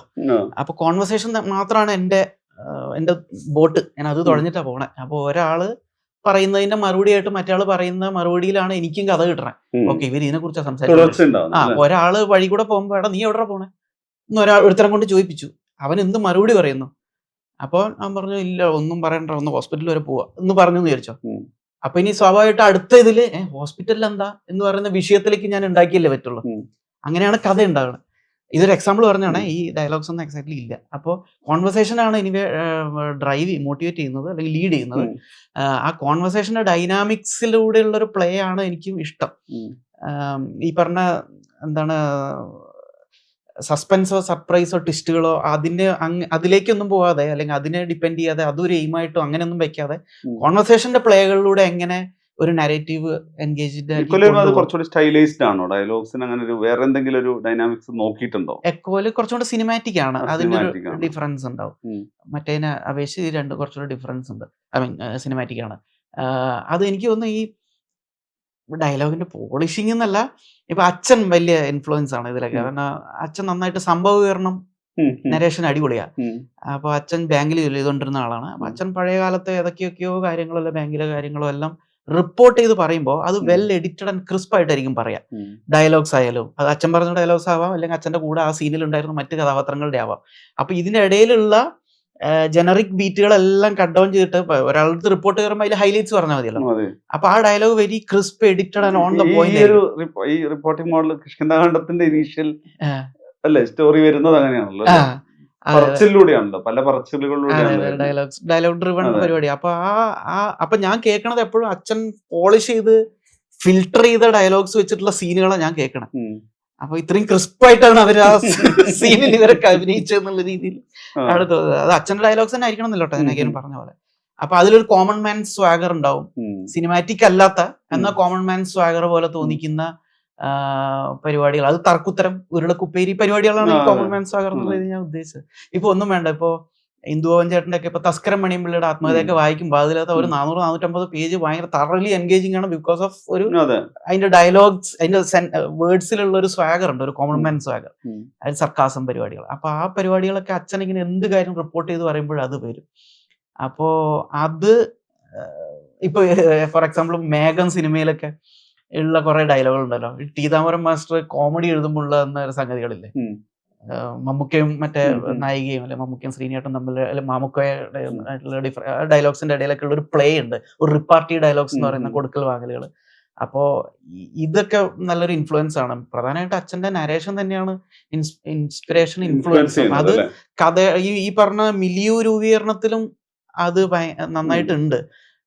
എനിക്ക് ഹിസ്റ്ററി, യാത്രാവിവരണം, സഞ്ചാരം, Santhosh George Kulangara, National Geography, exploration പരിപാടികൾ ഇഷ്ട മേഖലകളാണ്. ഇപ്പൊ ഇതാണ് ചെറുപ്പം തൊട്ടേക്ക് കാണുന്നത്. അപ്പൊ അച്ഛൻ്റെ അടുത്തായാലും ഞാൻ വെറുതെ ഇരിക്കും, ചെറുപ്പം തൊട്ടുള്ള അച്ഛൻ എന്തെങ്കിലും പറ, എന്താ പറയണ്ടേ, പഴയ ഏതെങ്കിലും കാര്യം പറ എന്ന് പറയും. അപ്പൊ അച്ഛൻ്റെയോ അച്ചാച്ചൻ്റെയോ ഒക്കെ ചെറുപ്പത്തിലുള്ള കാര്യങ്ങളൊക്കെ ഒരു ട്രിവിയൽ ഫാക്ടുകൾ കുറെ പറയും. ഡിഡ് യു നോ എന്ന് പറഞ്ഞിട്ടില്ല. അപ്പൊ അതിൽ പ്രാദേശിക ചരിത്രമാണ് കൂടുതൽ ഇഷ്ടം, ആഗോള ചരിത്രം അല്ലാതെ. പ്രാദേശിക ചരിത്രം ആകുമ്പോൾ നമുക്കറിയാവുന്ന, ഇപ്പൊ പറയുമ്പോൾ നീ ഈ സ്ഥലം കണ്ടിട്ടില്ലേ, ആ സ്ഥലത്ത് പണ്ട് ഇങ്ങനെയായിരുന്നു, അല്ലെങ്കിൽ നിങ്ങൾക്ക് ഇന്ന ആളറിയില്ല, ആ ആളുടെ അപ്പൂപ്പൻ ഇങ്ങനെയായിരുന്നു എന്ന് പറഞ്ഞിട്ട് ഒരു കഥ പറയുമ്പോൾ ഓട്ടോമാറ്റിക്കലി അതിലേക്ക് ഒരു കണക്ഷൻ കിട്ടും. അപ്പൊ അങ്ങനെ അച്ഛൻ പറഞ്ഞുണ്ടാക്കിയ അടിയന്തരാവസ്ഥ റിലേറ്റഡ് ആയിട്ടുള്ള കാര്യങ്ങളൊക്കെ എനിക്ക് അച്ഛൻ, ഇത് തീരെ ചെറുപ്പത്തിലാണ് ഞാൻ ഈ കഥ കേൾക്കണം. അതായത് അച്ഛൻ്റെ നെറ്റിയിൽ ഒരു പാടുണ്ട്, ഒരു പരിക്ക് പറ്റിയതിൻ്റെ ഒരു പാടല്ല, ഒരു ഇച്ചിരി മുഴ പോലത്തെ ഒരു മിനുസം. അപ്പോൾ ഇതെങ്ങനെ വന്നു എന്നുള്ള ചോദ്യത്തിനുള്ള മറുപടി ആയിട്ട് പറയുമ്പോഴാണ് ഇത് പണ്ട് പുലിക്കോടൻ നാരായണനും പോലീസും വീട്ടിൽ വന്ന സമയത്ത് ഇരുട്ടത്ത് തപ്പിത്തടഞ്ഞിട്ട് വിട്ടുക എന്നുള്ളൊരു കാര്യം പറഞ്ഞത്. അപ്പോഴാണ് എൻ്റെ മനസ്സിൽ ആദ്യത്തെ ചോദ്യം, ആരാണ് പുലിക്കോടൻ നാരായണൻ? തീരെ യങ് ഏജിലെ കാര്യം പറഞ്ഞ കേട്ടോ, 8, 9, 10 വയസ്സിൽ താഴെ ഉള്ള സമയത്താണ്. പുലിക്കോടൻ നാരായണൻ അതുണ്ട്, പണ്ട് അടിയന്തരാവസ്ഥ കാലത്തൊക്കെ പേര് കേട്ടുള്ള ഒരു ഫിഗർ ആയിരുന്നു. അടിയന്തരാവസ്ഥ കാലം അതെന്തോ? അപ്പോഴാണ് ഫസ്റ്റ് ഓപ്പണിംഗ് ടു അടിയന്തരാവസ്ഥ കാലം, മറ്റ് പൊളിറ്റിക്സ്, നക്സലിസം പരിപാടികളും എല്ലാം വരുന്നത്. അപ്പൊ പയ്യന്നൂർ ബസ് സ്റ്റാൻഡിൽ ഏതൊരു സാധനം വാങ്ങാൻ പോണ സമയത്ത് അങ്ങാണ്ട് അവിടെ ഒരു പൊതുയോഗ പരിപാടി ഉണ്ട്, അത് വെറുതെ നോക്കിയെന്നതുള്ളൂ. അപ്പോഴാണ് പുലിക്കോടൻ നാരായണൻ ജീപ്പരപ്പിച്ച് വളച്ചു വരുന്നു. ഇവരെല്ലാവരും പിള്ളേരെല്ലാവരും കൂടെ പേടിച്ചോടി. അച്ഛനൊന്ന് കുട്ടിയാണ്, 10, 12, 14 വയസ്സും കണ്ടുള്ളൂ. ഓടിയിട്ട് ഇന്നത്തെ KK റെസിഡൻസി നിൽക്കുന്ന സ്ഥലത്ത് നിന്ന് ശോഭ തിയേറ്റർ ആയിരുന്നു, അതിൻ്റെ മതിലിയാടി. അപ്പോൾ അവിടെ ചെന്ന് വീണത് മറ്റേ ഫിലിം വെട്ടി ഒട്ടിച്ച റോളിൻ്റെ കീഴിലാണ്. അപ്പോൾ ആ റോള് ഇവർ പിള്ളേരെല്ലാം കൂടെ കുറേയൊക്കെ പോക്കറ്റിൽ തിരികെ, പിന്നെ അത് വീട്ടിൽ കൊണ്ടുപോയിട്ട് ബൾബിൽ വെള്ളം നിറച്ച് ടോർച്ച് അടിച്ച് സിനിമ കണ്ടത് വേറെ കഥ, അതൊരു ഉപകഥ. ഇത് അതിന് പുറമെ ഇത് രാത്രി അച്ചാച്ചൻ അത്യാവശ്യം പൊതുപ്രവർത്തനം പരിപാടികളൊക്കെ ഉണ്ടായിരുന്ന ആളായിരുന്നു. അപ്പോൾ രാത്രി ഒരു ദിവസം 2-3 മണിക്ക് എങ്ങാണ്ട് അച്ചാച്ചൻ്റെ കുറച്ച് പേര് വന്നു, 4-5 പേര്. അവർ എന്തോ കുഴപ്പമുണ്ടാക്കിയിട്ട് വന്നതാണ്, പോലീസ് ഓടിക്കുന്നതിൽ നിന്ന് രക്ഷപ്പെട്ട് ഓടി വന്നതാണ്. അപ്പം അതിനിടയിൽ ഒന്ന് വെള്ളം കുടിക്കാൻ വേണ്ടിയിട്ട് നമ്മുടെ വീട്ടിൽ ചോദിച്ചാൽ അച്ചാച്ചനടുത്ത് ചോദിച്ചാൽ നിന്ന് വെള്ളം കിട്ടുന്ന അറിയാവുന്നതുകൊണ്ട് വന്നതാ. അപ്പോൾ അത് വെള്ളം വേണം എന്ന് പറഞ്ഞിട്ട് അച്ചാച്ചൻ വെള്ളമൊക്കെ എടുത്തു കൊടുത്തു, കുറേ ഗ്ലാസും കിണ്ണമൊക്കെ എടുത്തു കൊടുത്ത് അതിലടിച്ച് അവർ പോയി. അവർ പോയിട്ട് എന്തായാലും പുറകെ പോലീസ് വരുന്നുള്ളത് അവർക്ക് അറിയാം. അത് ഇതന്നെ അടിയന്തരാവസ്ഥ റിലേറ്റഡ് ആണ്. എന്തോ ഈ യോഗം നടത്തി ആ യോഗത്തിൽ പങ്കെടുത്തുകൊണ്ട് തുരത്തി വന്നതാണ്. അപ്പോൾ അച്ഛനും അമ്മമ്മയും അച്ചാച്ചനും ഇവർ വീടിൻ്റെ മേലത്തെ നിലയിൽ നിന്ന് ജനൽ വഴി നോക്കുകയാണ് പോലീസുകാർ. അപ്പോൾ പോലീസ് വരുന്നത് കാണുന്നുണ്ട്, അപ്പുറത്തും ഇപ്പുറത്തെയും വീടുകളിൽ കയറുന്നൊക്കെ കാണുന്നുണ്ട്, അവിടെ അടിയും ബഹളങ്ങളും എല്ലാം കേൾക്കുന്നുണ്ട്, ഒച്ചപ്പാടും പോലെ. ഉറപ്പായിട്ട് അടുത്ത് ഈ വീട്ടിലേക്ക് വരാൻ പോകുകയാണെന്നുള്ള ഇവർ പ്രിപ്പയർഡ്. പക്ഷേ ഇവർ സേഫ് ആണല്ലോ, എന്തായാലും അവർ പോയല്ലോ. അപ്പോഴാണ് പെട്ടെന്ന് അമ്മമ്മയ്ക്ക് തോന്നുന്നത്, അയ്യോ അവർക്ക് വെള്ളം കൊടുത്ത 4 ഗ്ലാസും മറ്റേ കിണ്ണവും പുറത്തിരിക്കുകയാണ്. അത് കണ്ടു കഴിഞ്ഞാൽ ഉറപ്പായിട്ടും ചോദ്യം വരാൻ. ഈ 2 മണി 3 മണിക്ക് പോലീസുകാർക്ക് അത് കണ്ടാൽ മനസ്സിലാവുമല്ലോ. അപ്പോൾ അയ്യോ അത് കണ്ടു കഴിഞ്ഞാൽ പണിയാണെന്ന് പറഞ്ഞ ഉടനെ അച്ഛൻ അത് വെളിച്ചം ഇടാനും പറ്റില്ല, അന്ന് വെളിച്ചം കത്തിക്കാനും ഒന്നും പറ്റില്ല. വെളിച്ചം കത്തിച്ചാൽ ഈ 2 മണി 3 മണിക്ക് എന്തിനാണ് വെളിച്ചം ഓണാക്കിയത് എന്നുള്ള രീതിയിൽ ചോദ്യമായിരിക്കുമല്ലോ ഫസ്റ്റ് പോലീസുകാരെയൊക്കെ. അപ്പം അച്ഛൻ ആ ഇരുട്ടത്ത് മേലെ നിന്ന് താഴേക്ക് ഇറങ്ങി ഓടി, ഇത് അവരെത്തുന്നതിന് മുന്നേ ഇത് ഹൈഡ് ചെയ്യാനുള്ള പരിപാടിക്കാണ് പോകണം. ആ പോണ പോക്കിൽ വാതിലിന്റെ കട്ടളപ്പടിയിൽ എവിടെയോ ഇടിച്ചിട്ടാണ് ഈ പാടുണ്ടായത്. അപ്പോൾ ചോദിച്ച ചോദ്യം വലിയ നിസ്സാരമാണ്, അച്ഛൻ എങ്ങനെ ഈ പാട് വന്നതെന്ന്. പക്ഷെ അതിലൊരു വലിയൊരു പ്രാദേശികത്ത് ഒരു ഹിസ്റ്ററിയിലേക്കുള്ള ഒരു ഓപ്പണിംഗ് ആയി. അപ്പൊ അതിനുശേഷമാണ് പിന്നെ അടിയന്തരാവസ്ഥ കാലം പരിപാടികൾ എന്നുള്ള രീതിയിലേക്കുള്ള ഇങ്ങനെ പല പല കാര്യങ്ങൾ. ഇപ്പൊ അച്ചാച്ചനെ കുറിച്ച് പറയുമ്പോഴായാലും അച്ചാച്ചൻ മരിച്ചു, 10-20 കൊല്ലം മുന്നേ മരിച്ചു. അപ്പൊ മരിച്ചതിനൊക്കെ ശേഷമാണ് അച്ഛൻ എൻ്റെ അടുത്ത് പറഞ്ഞത് അച്ചാച്ചൻ പണ്ട് മിലിറ്ററി പോയിട്ടുണ്ടെന്ന്. അച്ചാച്ചൻ മിലിറ്ററി പോയാ? അതിന് എനിക്ക് അത്ര ആയിരുന്ന ആൾ അച്ചാച്ചൻ മിലിറ്ററിയിലും പോയിട്ടുണ്ടായിരുന്നു, മറ്റേ ബിരിയാണിയിൽ മുട്ടയും ഉണ്ടായിരുന്നു. അപ്പൊ പറഞ്ഞു 1930s ഈ പറഞ്ഞ അച്ഛൻ ഈ പറഞ്ഞ ഫ്രീഡം സ്ട്രഗിളിലെല്ലാം പൊതുപ്രവർത്തനം പരിപാടി ഭാഗമായിട്ട് അന്ന് കുറെ പേര് ഒരു ഈ കായിക അഭ്യാസങ്ങൾ അല്ലെങ്കിൽ ആയുധ പരിശീലനം കിട്ടുക, CD എടുക്കുക എന്നുള്ള രീതിയിൽ മിലിറ്ററിയിൽ പോയിട്ടുണ്ടായിരുന്നു.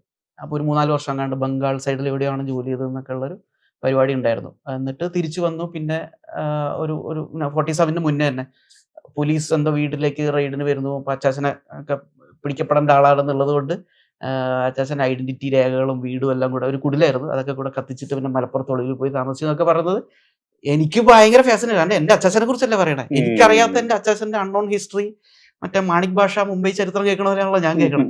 അപ്പൊ അതൊക്കെ ഒരു ഫാസിനേഷൻ ഉണ്ട്. അപ്പൊ അതിൽ ഈ അച്ഛൻ പറയുന്ന ഓരോ ഡയലോഗുകളും അത് പ്രോസ് ആയിക്കോട്ടെ ഡയലോഗ്സ് ആയിക്കോട്ടെ, ഐ മീൻ വിവരണമായാലും ഇതായാലും എല്ലാം വലിയ ക്രിസ്പ് ലാംഗ്വേജ് ആണ് അച്ഛൻ്റെ.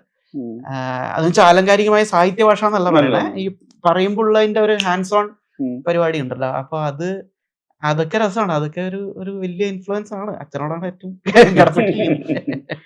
ശരിക്കും അങ്ങനെ ഒരു കുട്ടി ചോദിക്കുന്ന ഉപചോദ്യം പോലെ അത് റൈറ്റിംഗിൽ വരുന്നുണ്ട് അല്ലേ. അത് ഈ നേരത്തെ പറയുന്ന എഴുത്തിന് അത് ഭയങ്കരമായിട്ട് സ്വാധീനിക്കുന്നുണ്ട് അല്ലെ. ഇപ്പൊ ഒരു അന്തരീക്ഷ നിർമ്മിതി ഉണ്ടാക്കും, അല്ലെ പശ്ചാത്തലം ഇതെവിടെ ചെയ്യുന്നു എന്ന് പറഞ്ഞത് ഒരു സിനിമ എഴുതാൻ ഒരു ടിപ്പിക്കൽ സിനിമ എഴുത്തല്ല എഴുതുന്നത്. എനിക്കും അങ്ങനെ വലിയ ലോകപരിചയങ്ങൾ ഇല്ല, ആവാനുള്ള അത്രയും പ്രായവും എനിക്കായിട്ടില്ല. പ്രായമായിട്ടുണ്ടോ ചിലപ്പോൾ ഇതേ പ്രായത്തിലുള്ള ഇതിനേക്കാളും ലോകപരിചയവും കാഴ്ചപ്പാടൊക്കെ ഉള്ള വേറെ ആൾക്കാരുണ്ടാവും. അങ്ങനെ പറഞ്ഞ ഒഫൻസ് ആണ്, അത് പറയുന്നില്ല.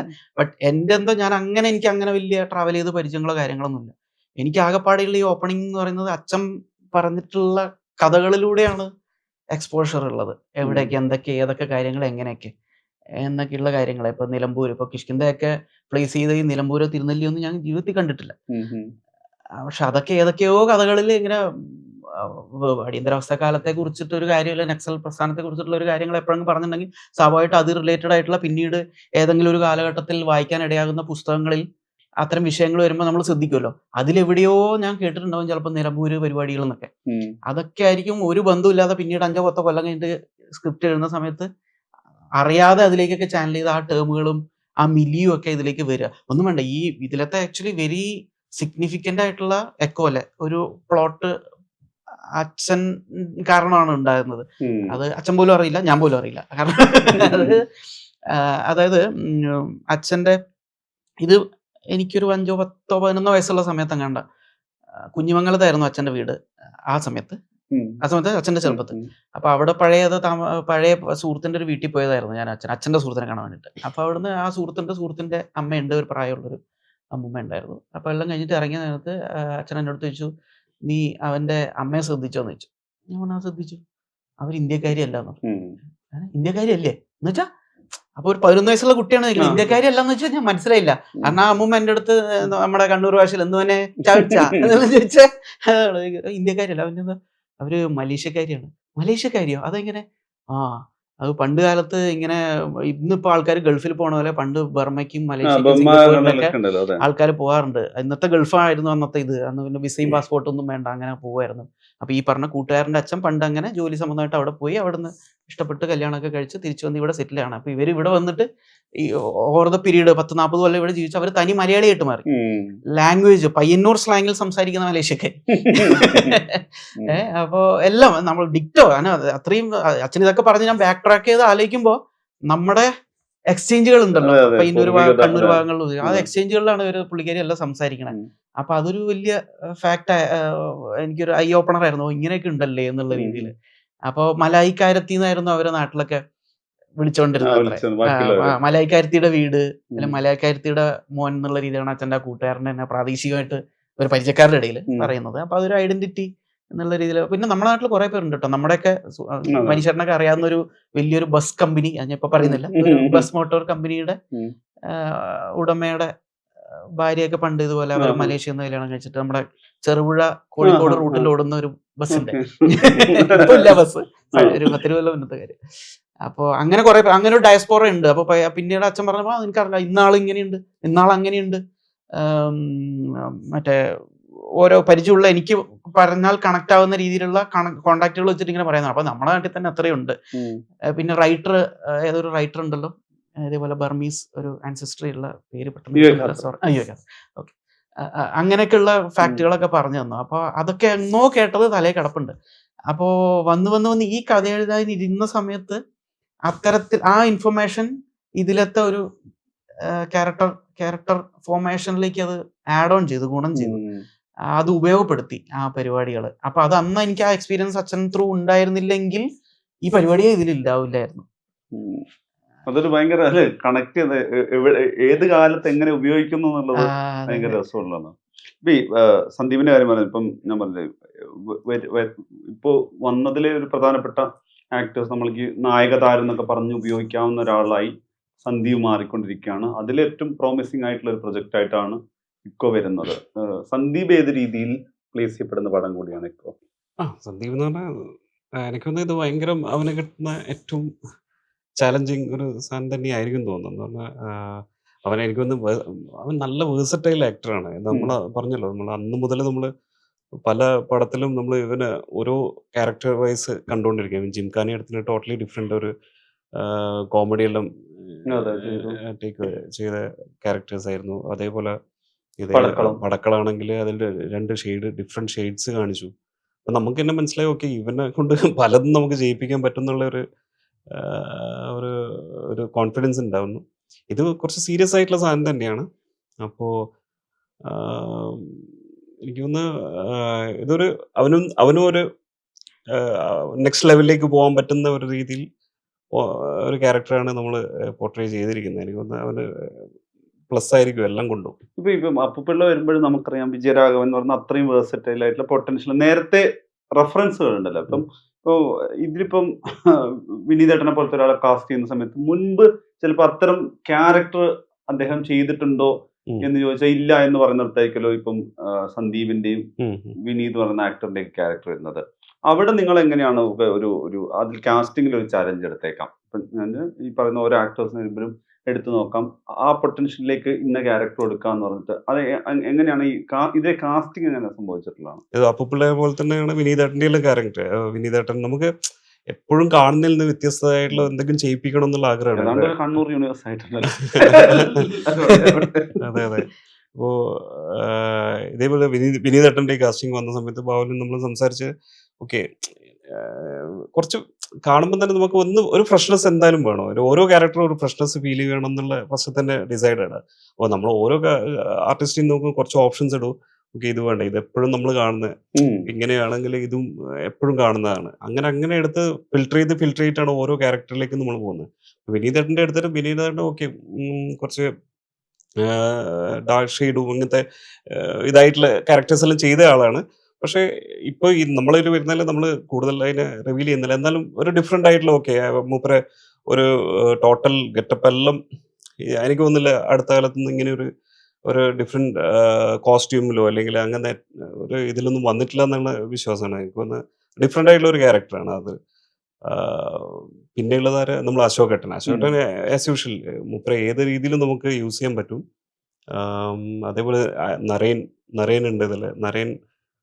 നരേൻ്റെ ഒരു ഡിഫറെൻറ്റ് ഒന്നും കൂടുതൽ അങ്ങോട്ട് പറയാൻ പറ്റുന്നില്ല. എന്തുകൊണ്ട് ആ ക്യാരക്ടറിൽ കുറേ കാര്യങ്ങളുണ്ട്. അതുകൊണ്ട് വിനീതേട്ടൻ്റെ കാര്യത്തിൽ ഒരു ആഡ് ഓൺ വേണമെങ്കിൽ പറയാൻ ചേർത്ത് പറയാമെന്ന് സംഭവിച്ചാൽ കുറെ ഡയലോഗ് പ്ലേകളുള്ള ക്യാരക്ടറാണ് വിനീതേട്ടൻ്റെ. അപ്പോൾ ആ ഡയലോഗ് പ്രസൻറ്റേഷൻ ഡിമാൻഡ് ചെയ്യുന്ന ഒരു മീറ്ററും ഒരു ചാമും വേണം. അപ്പം ഞാൻ എഴുതുമ്പോൾ അത് സുകുമാരൻ ചേട്ടൻ്റെ ഒരു പരിപാടി മനസ്സിൽ വെച്ചിട്ടായിരുന്നു എഴുതിയത്. പുള്ളിയുടെ ആ ഒരു ഉണ്ടല്ലോ, ഒരു എലഗൻ ചാമുണ്ട്, സ്വാഗ് പറയും, പക്ഷെ അതൊരു ടിപ്പിക്കൽ സിനിമാ മീറ്ററിലുള്ള സ്വാഗ് അല്ല, പുള്ളിയുടെ മാത്രമായിട്ടുള്ള ഒരു ഓൺ ആയിട്ടുള്ള സിഗ്നേച്ചർ സ്റ്റൈൽ ഉണ്ട്. അപ്പൊ അത് എന്ത് ഡയലോഗുകളും പറയുന്നതിൽ ആ ഒരു പരിപാടി കിട്ടും. ഒരു ഒരു ഒരു ഒരു ഒരു എന്താ ഒരു വാക്കുണ്ട്, ഒരു ഇംഗ്ലീഷ് വാക്ക് പറയാറുണ്ട് നമ്മൾ, എന്നിട്ട് ചാം തന്നെ ഉദ്ദേശിച്ചോളൂ. അപ്പൊ അതുപോലെയൊക്കെ ഡയലോഗ് റെൻഡർ ചെയ്യാൻ പറ്റും. ആ സ്റ്റൈലിൽ നിന്നല്ല ഞാൻ ഉദ്ദേശിച്ചോ. ഏത് ഡയലോഗ് കിട്ടിക്കഴിഞ്ഞാലും അതിനെ റെൻഡർ ചെയ്ത് അതിനകത്തൊരു ചാമും ലൈഫും കൊണ്ടുവരാൻ പറ്റുന്ന ഒരാള് എന്നുള്ള രീതിയിൽ ഒരു ഒരു ഒരു പാരാമീറ്റർ ഉണ്ടായിരുന്നു ആ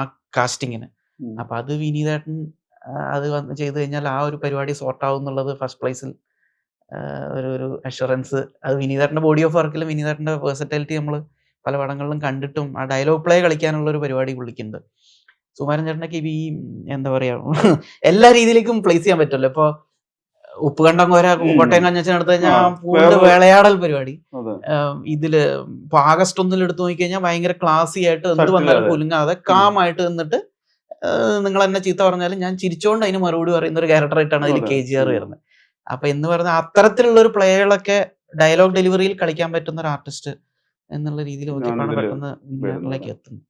നേരത്തെ ഡയലോഗ് നേരത്തെ പറഞ്ഞ കോൺവെർസേഷൻ ഡൈനാമിക്സിന്റെ കാര്യം പറഞ്ഞപ്പോൾ ആഡ് ചെയ്യാമായിരുന്ന ഒരു സാധനമായിരുന്നു, വെറുതെ ഒരു ട്രിവിയ എന്നുള്ള ഇതിൽ പറഞ്ഞത്. എനിക്ക് ഓഗസ്റ്റ് 1 സിനിമയില് ഓഗസ്റ്റ് 1 സിനിമയുടെ ആദ്യത്തെ 1 മണിക്കൂർ ഭയങ്കര ഇഷ്ടമാണ്. അതിൽ 1 മണിക്കൂറിന് ആ 1 മണിക്കൂറിൽ ഫുള്ള് ഡയലോഗ്സാ, റൂം ടു റൂം ഡയലോഗ്സ് ആണ്. കോൺസ്പിരസീസ് മാമുക്കോയ, പ്രതാപേന്ദ്രൻ, KPSC അസീസ്, പിന്നെ കൊല്ലം തുളസി, സുകുമാരൻ ചേട്ടൻ, ജനാർദ്ദൻ ചേട്ടൻ, ഇവരൊക്കെയുള്ള സീനുകൾ തന്നെയാണ് ആവർത്തിച്ച് വന്നുകൊണ്ടിരിക്കുന്നത്. പക്ഷെ ഭയങ്കര ലൈഫാ അത്. ആ ഡയലോഗ്സിന്റെ പ്രത്യേകത 1 മണിക്കൂറിന് ശേഷമാണ് ഈവൻ മമ്മൂക്ക പോലും അതിലേക്ക് വരുന്നത്. അത് പ്ലോട്ട് ഓൺ ആകുന്നത് 1 മണിക്കൂറിന് ശേഷമാണ് ഈ മാൻഹണ്ട് പരിപാടികളൊക്കെ തുടങ്ങണത്. പക്ഷെ ആദ്യത്തെ 1 hour just because of this കോൺവെർസേഷന്റെ ഡൈനാമിക്സ് കൊണ്ട് മാത്രം അത് ഭയങ്കര എൻഗേജ്. ഇന്ന് കാണുമ്പോഴും നമുക്ക് അങ്ങനെ ഒത്തിരി ഡേറ്റഡ് ആയിട്ട് തോന്നൂല. ഓക്കെ, സ്റ്റിൽ പഴയ കാലത്തെ ഒരു പടമാണെന്ന് നമുക്ക് മനസ്സിലാവുമെങ്കിലും ഇന്നും നമുക്ക് ആസ്വദിക്കാൻ പറ്റുന്ന രീതിയിലുള്ള ഡൈനാമിക്സ് ഉള്ള ഡയലോഗ്സും കാര്യങ്ങളൊക്കെയാണ് അതിൽ. അത് സിബി സാർ എടുത്തു വെച്ചിരിക്കുന്നതിന്റെ ന്യൂആൻസും. കാരണം ഇതേ സെറ്റ് ഓഫ് ആർട്ടിസ്റ്റുകൾ തന്നെ സമാനമായിട്ടുള്ള സോഷ്യോ പൊളിറ്റിക്കൽ കണ്ടന്റുകൾ വരുന്ന മറ്റു പടങ്ങളിൽ അതേ സമയത്ത് തന്നെ അഭിനയിച്ചിട്ടുണ്ട്. പക്ഷെ അതിലൊന്നും ഇല്ലാത്ത ഒരു എക്സ്ട്രാ ന്യൂആൻസും ഒരു ഒരു പക്കാ മീറ്ററും ആ ഒരു ഷാർപ്നെസ്, കണിശത ഇതിൽ എല്ലാവരുടെയും പെർഫോമൻസിലും ഉണ്ട്. അപ്പൊ നേരത്തെ ആ കോൺവെർസേഷൻ ഡൈനാമിക്സ് എന്നുള്ള രീതിയിൽ പറഞ്ഞപ്പോൾ അതുപോലെ അടിക്കുറിപ്പ്, അടിക്കുറിപ്പ് ബിനുപ്പപ്പു ഇതിലൊരു പ്രധാനപ്പെട്ട, അതും ഈ തുടരും ഒക്കെ വരുന്നതിന് മുമ്പ് അതാണ് ഒരു പ്രവചന സ്വഭാവത്തിൽ അവരുടെ അടുത്ത പടം വരുന്നതിന് മുമ്പ് വേറൊരു എക്സൈറ്റിംഗ് ക്യാരക്ടർ അതിന് ശേഷം വന്നിട്ട് നിങ്ങൾ വളരെ നേരത്തെ കാസ്റ്റ് ചെയ്തില്ലേ. വിനുവിന്റെ വളരെ പ്രധാനപ്പെട്ട വിനുവേട്ടന് ഈ പറഞ്ഞ ഡയലോഗ് പ്ലേ മോസ്റ്റ്ലി എല്ലാവരുടെയും ഒരു ഡയലോഗ് പ്ലേക്ക് കറക്റ്റ് ആരായിരിക്കും ഇന്ന ടൈപ്പ് ഓഫ് രീതിയിൽ ഇതിന്റെ പ്രസന്റേഷൻ വരണം, ഇങ്ങനെ ആൾക്കാർക്ക് ഇത് റീഡ് ചെയ്യാൻ പറ്റേണ്ടത്, ഇങ്ങനെ ഈ ഫീൽഡിലായിരിക്കണം അത് കമ്മ്യൂണിക്കേറ്റ് ചെയ്യപ്പെടേണ്ടത് എന്ന് നോക്കുമ്പോൾ ബിനുവേട്ടന്റെ ഒരു വോയിസിന്റെ ടെക്സ്ചറും പരിപാടിയൊക്കെ വെച്ചിട്ട് പുള്ളിക്ക് ഈ ഒരു കോമൺ മാൻ സ്വാഗർ പരിപാടികൾ ഉണ്ടല്ലോ. അപ്പോ അതാണ് ഇപ്പൊ ഈ ചില റൈറ്റേഴ്സ് ഇപ്പം മറ്റൊരു ഡയറക്ടർ, മറ്റൊരു DOP അവരുടെ ആലോചനയിൽ വന്ന അവർ സെറ്റ് ചെയ്തിട്ടുള്ളൊരു ക്യാരക്ടർ, അതിന്റെ ഡയലോഗ് പറയുന്നത് മോണിറ്ററിന്റെ പുറത്ത് ഭയങ്കര എക്സൈറ്റഡ് ആയിട്ട് മോണിറ്ററിന്റെ പിന്നെ നോക്കുന്നതാണ്. ബാഹുലിന്റെ കാര്യത്തിൽ ബാഹുലിന് അവിടെ ഒരു അഡ്വാൻറ്റേജ് ഉള്ളത്, ബാഹുൽ തന്നെയാണ് അവരെ ആദ്യമായിട്ട് കണ്ട് ഷൂട്ട് ചെയ്യുന്നത്. അല്ലെങ്കിൽ അവർ ഈ പറഞ്ഞ ഒരു എക്സൈറ്റിംഗ് ആയി വരുന്ന അവരുടെ ഒരു ഇംപ്രവൈസ്ഡ് വേർഷൻ അല്ലെങ്കിൽ പെർഫെക്റ്റ് ഷോട്ടൊക്കെ നേരെ കണ്ണിലേക്ക് പതിയുന്ന ഒരു മൊമെന്റ് അവിടെ വരുന്നുണ്ടല്ലോ ഈ പറഞ്ഞ ഓരോ ക്യാരക്ടറിന്റെ സാധനം. അത് ഭയങ്കര ഒരു എക്സൈറ്റിംഗ് സിനാരിയോ ആണ്. എങ്ങനെ അവിടെ ഒരു വാല്യുവേഷനും ഒരു പ്രോസസ് എന്താണ് അവിടുത്തെ? അത് രസമാണ്, അത് കേൾക്കാനൊരു രസമാണ്. അത് നമ്മുടെ സിനിമ എന്നുള്ള രീതിയിലല്ല, അതെ, പൊതുവെ ഒരു ഡയലോഗ് നല്ല രീതിയിൽ ആരെങ്കിലും പ്രസന്റ് ചെയ്ത് കഴിയുമ്പോൾ അതിന്റെ ഏത് സിനിമ ആണെന്ന് നമുക്ക് ഉണ്ടാകുന്ന ഒരു കിക്ക് ഉണ്ടല്ലോ എന്ന് പറഞ്ഞ പോലെ തന്നെ നല്ല രീതിയിൽ അതിന്റെ മീറ്റർ പരിപാടി ഒരു ഒബ്വിയസ് അല്ലാത്തൊരു മീറ്ററിൽ ഏത് ഡയലോഗ് പറയുമ്പോഴും എനിക്ക് ആ ഒരു സുഖം തോന്നാറുണ്ട് കേൾക്കാൻ. ഒബ്വിയസ് അല്ലാത്ത മീറ്റർ എന്ന് പറഞ്ഞു കഴിഞ്ഞാൽ നേരത്തെ പറഞ്ഞുതരാം, സിനിമയുടേതായിട്ടുള്ള ഒരു വൊക്കാബുലറി വെച്ചിട്ട് ഇന്ന സ്ഥലത്ത് പോസ്, ഇന്ന സ്ഥലത്ത് കോമ, ഇന്ന സ്ഥലത്ത് ഗ്യാപ്പ്, ഇന്ന ട്യൂണ്, ആ വാക്ക് പറയുമ്പോൾ ഈ ഒരു ട്യൂണിലായിരിക്കും, അവസാനിപ്പിക്കുന്ന ഇങ്ങനെ ഒരു ട്യൂണിലായിരിക്കും. അങ്ങനെയൊന്നും ഇല്ലാതെ ഇതെല്ലാം പൊട്ടിക്കുന്ന രീതിയിൽ എന്തെങ്കിലും പുതിയതായിട്ട് രീതി പറഞ്ഞാൽ തന്നെ എൻ്റെ ഫ്രഷ്നെസ് കിട്ടും. അത് ആരെങ്കിലും ഭാഗത്തുനിന്ന് അത് വരുമ്പോൾ തന്നെ ഇതായിരിക്കും. അപ്പൊ ഞാൻ നോക്കുമ്പോൾ ജോബിയൊക്കെ ഉണ്ട്, ജോബിയുടെ ഹോളിലാൻഡ് മറ്റേ ഫോണിൽ അവരും കാണുന്നുണ്ട്. അപ്പൊ ഞാനിങ്ങനെ ഭൂരിഭാഗം ഷോൾഡർ പാഡ് പരിപാടികളായിരിക്കും. അപ്പൊ കഴിഞ്ഞിട്ട് ഞാൻ ഇങ്ങനെ ഷോൾഡർ മാറ്റി ഇങ്ങനെ ജോബിനെ ഇങ്ങനെ നോക്കുമ്പോഴേക്ക് എന്നായിരിക്കും ജോബി. പിന്നെ ഞങ്ങളത് കിഷ്കിന്ധയുടെ സമയത്ത് ഞങ്ങളത് ഒരു എക്സസൈസ് ആയിരുന്നു. അല്ല, കിഷ്കിന്ധ അല്ല, സോറി, കേരള ക്രൈം ഫയൽസിന്റെ സമയത്ത് ഷൂട്ടിന് മുന്നേ ഞാനും ജോബിയും കൂടെ, എനിക്ക് അതിൽ വേറെ പണിയില്ലല്ലോ, സ്റ്റാൻസ് ആണല്ലോ ഷൂട്ട് ചെയ്യുന്നത്. അപ്പൊ എന്റെയും ജോബിയുടെ ഒരു എക്സസൈസ് തന്നെയായിരുന്നു. സീനുകൾ ഞങ്ങൾ ഡയലോഗ് അടിച്ചിട്ട് എല്ലാ സീനിനും മുന്നേ ഞങ്ങളിത് പറഞ്ഞുകൊണ്ടിരിക്കും അങ്ങോട്ടും ഇങ്ങോട്ടും. ഇനി ബാഹുല് കുര്യൻ, ഞാൻ അജ്ജേട്ടൻ എന്ന് പറഞ്ഞിട്ട് ജോബി പറയും, അല്ലെങ്കിൽ ഞാൻ നേരെ തിരിച്ചും പറയും. എന്നിട്ട് അതൊരു മത്സരം പോലെ ഡയലോഗ് ഓർത്തിരിക്കുന്നുണ്ടോ എന്നുള്ളത് നോക്കാൻ വേണ്ടി, ആരാണ് ഡയലോഗ് ബൈഹാർട്ട് അടിക്കുന്നത് നോക്കാൻ വേണ്ടിട്ട്. അപ്പൊ അതിന്റെ ഒരു പ്ലേയിൽ അത് ചിലപ്പോ അവന്റെ ഒരു വേർഷൻ പറഞ്ഞു കഴിയുമ്പോൾ എഴുതി വെച്ച ഡയലോഗ് തന്നെ ആയിരിക്കും അവൻ പറയണത്. പക്ഷെ അവൻ പറഞ്ഞു കഴിയുമ്പോൾ അത് കൊള്ളാലോ, അവന്റെ ഒരു റെൻഡറിങ് കിട്ടിയപ്പോൾ അത് കൊള്ളാന്ന് തോന്നിയിട്ട് അതിനനുസരിച്ച് പിന്നെ ഡയലോഗ് ട്വീക്ക് ചെയ്യാറുണ്ട്. പിന്നെ അതിനുവേണ്ടി കൂടിയായി നമ്മുടെ റിഹേഴ്സൽ. എടാ നീ നിന്റെ രീതിയിൽ ഇതൊന്ന് പറഞ്ഞു നോക്കുന്ന പറഞ്ഞിട്ട് ജോബിയെ കൊണ്ട് പറയിപ്പിക്കും. മറ്റേ കൗണ്ടർ ഞാനും പറയും. അപ്പോൾ പ്രതീക്ഷിക്കാത്ത രീതിയിൽ ഓൾറെഡി ഇല്ലാത്തൊരു ഇൻപുട്ട്, ചിലപ്പോൾ ഒരു വാക്കിന്റെ അറ്റവും ഇതൊക്കെ ആയിരിക്കും, പക്ഷെ അത് കൊണ്ടുവരുന്ന ഒരു പ്ലേ ഉണ്ടാവും.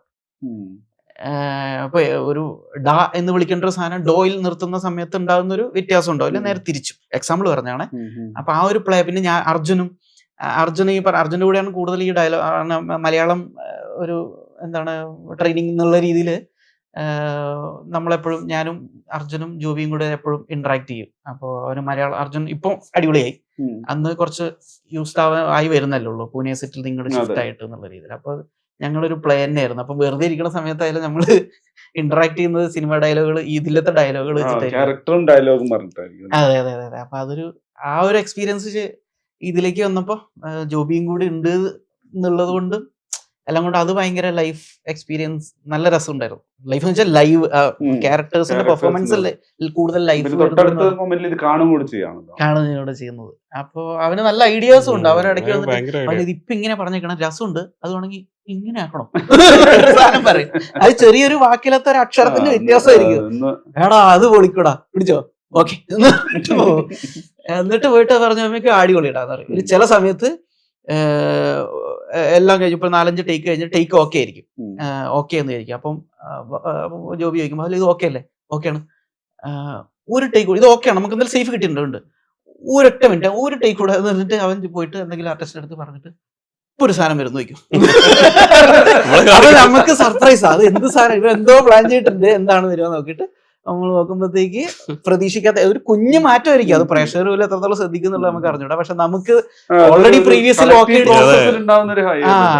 ഓൾറെഡി പ്രീവിയസ് ടേക്കിൽ ഓക്കെയാണ്, എല്ലാം തകഞ്ഞു, ഇതിനപ്പുറത്തേക്ക് ഇനി ഒന്നും ചെയ്യാനില്ല എന്നുള്ള രീതിയിൽ നമ്മൾ നിർത്താൻ പോയൊരു സംഗതി ലാസ്റ്റ് മിനിറ്റ് ഒരു വാല്യൂ അഡീഷൻ കൂടെ ചെയ്യുമ്പോഴത്തേക്ക് അതിന് വേറൊരു കളർ കിട്ടി.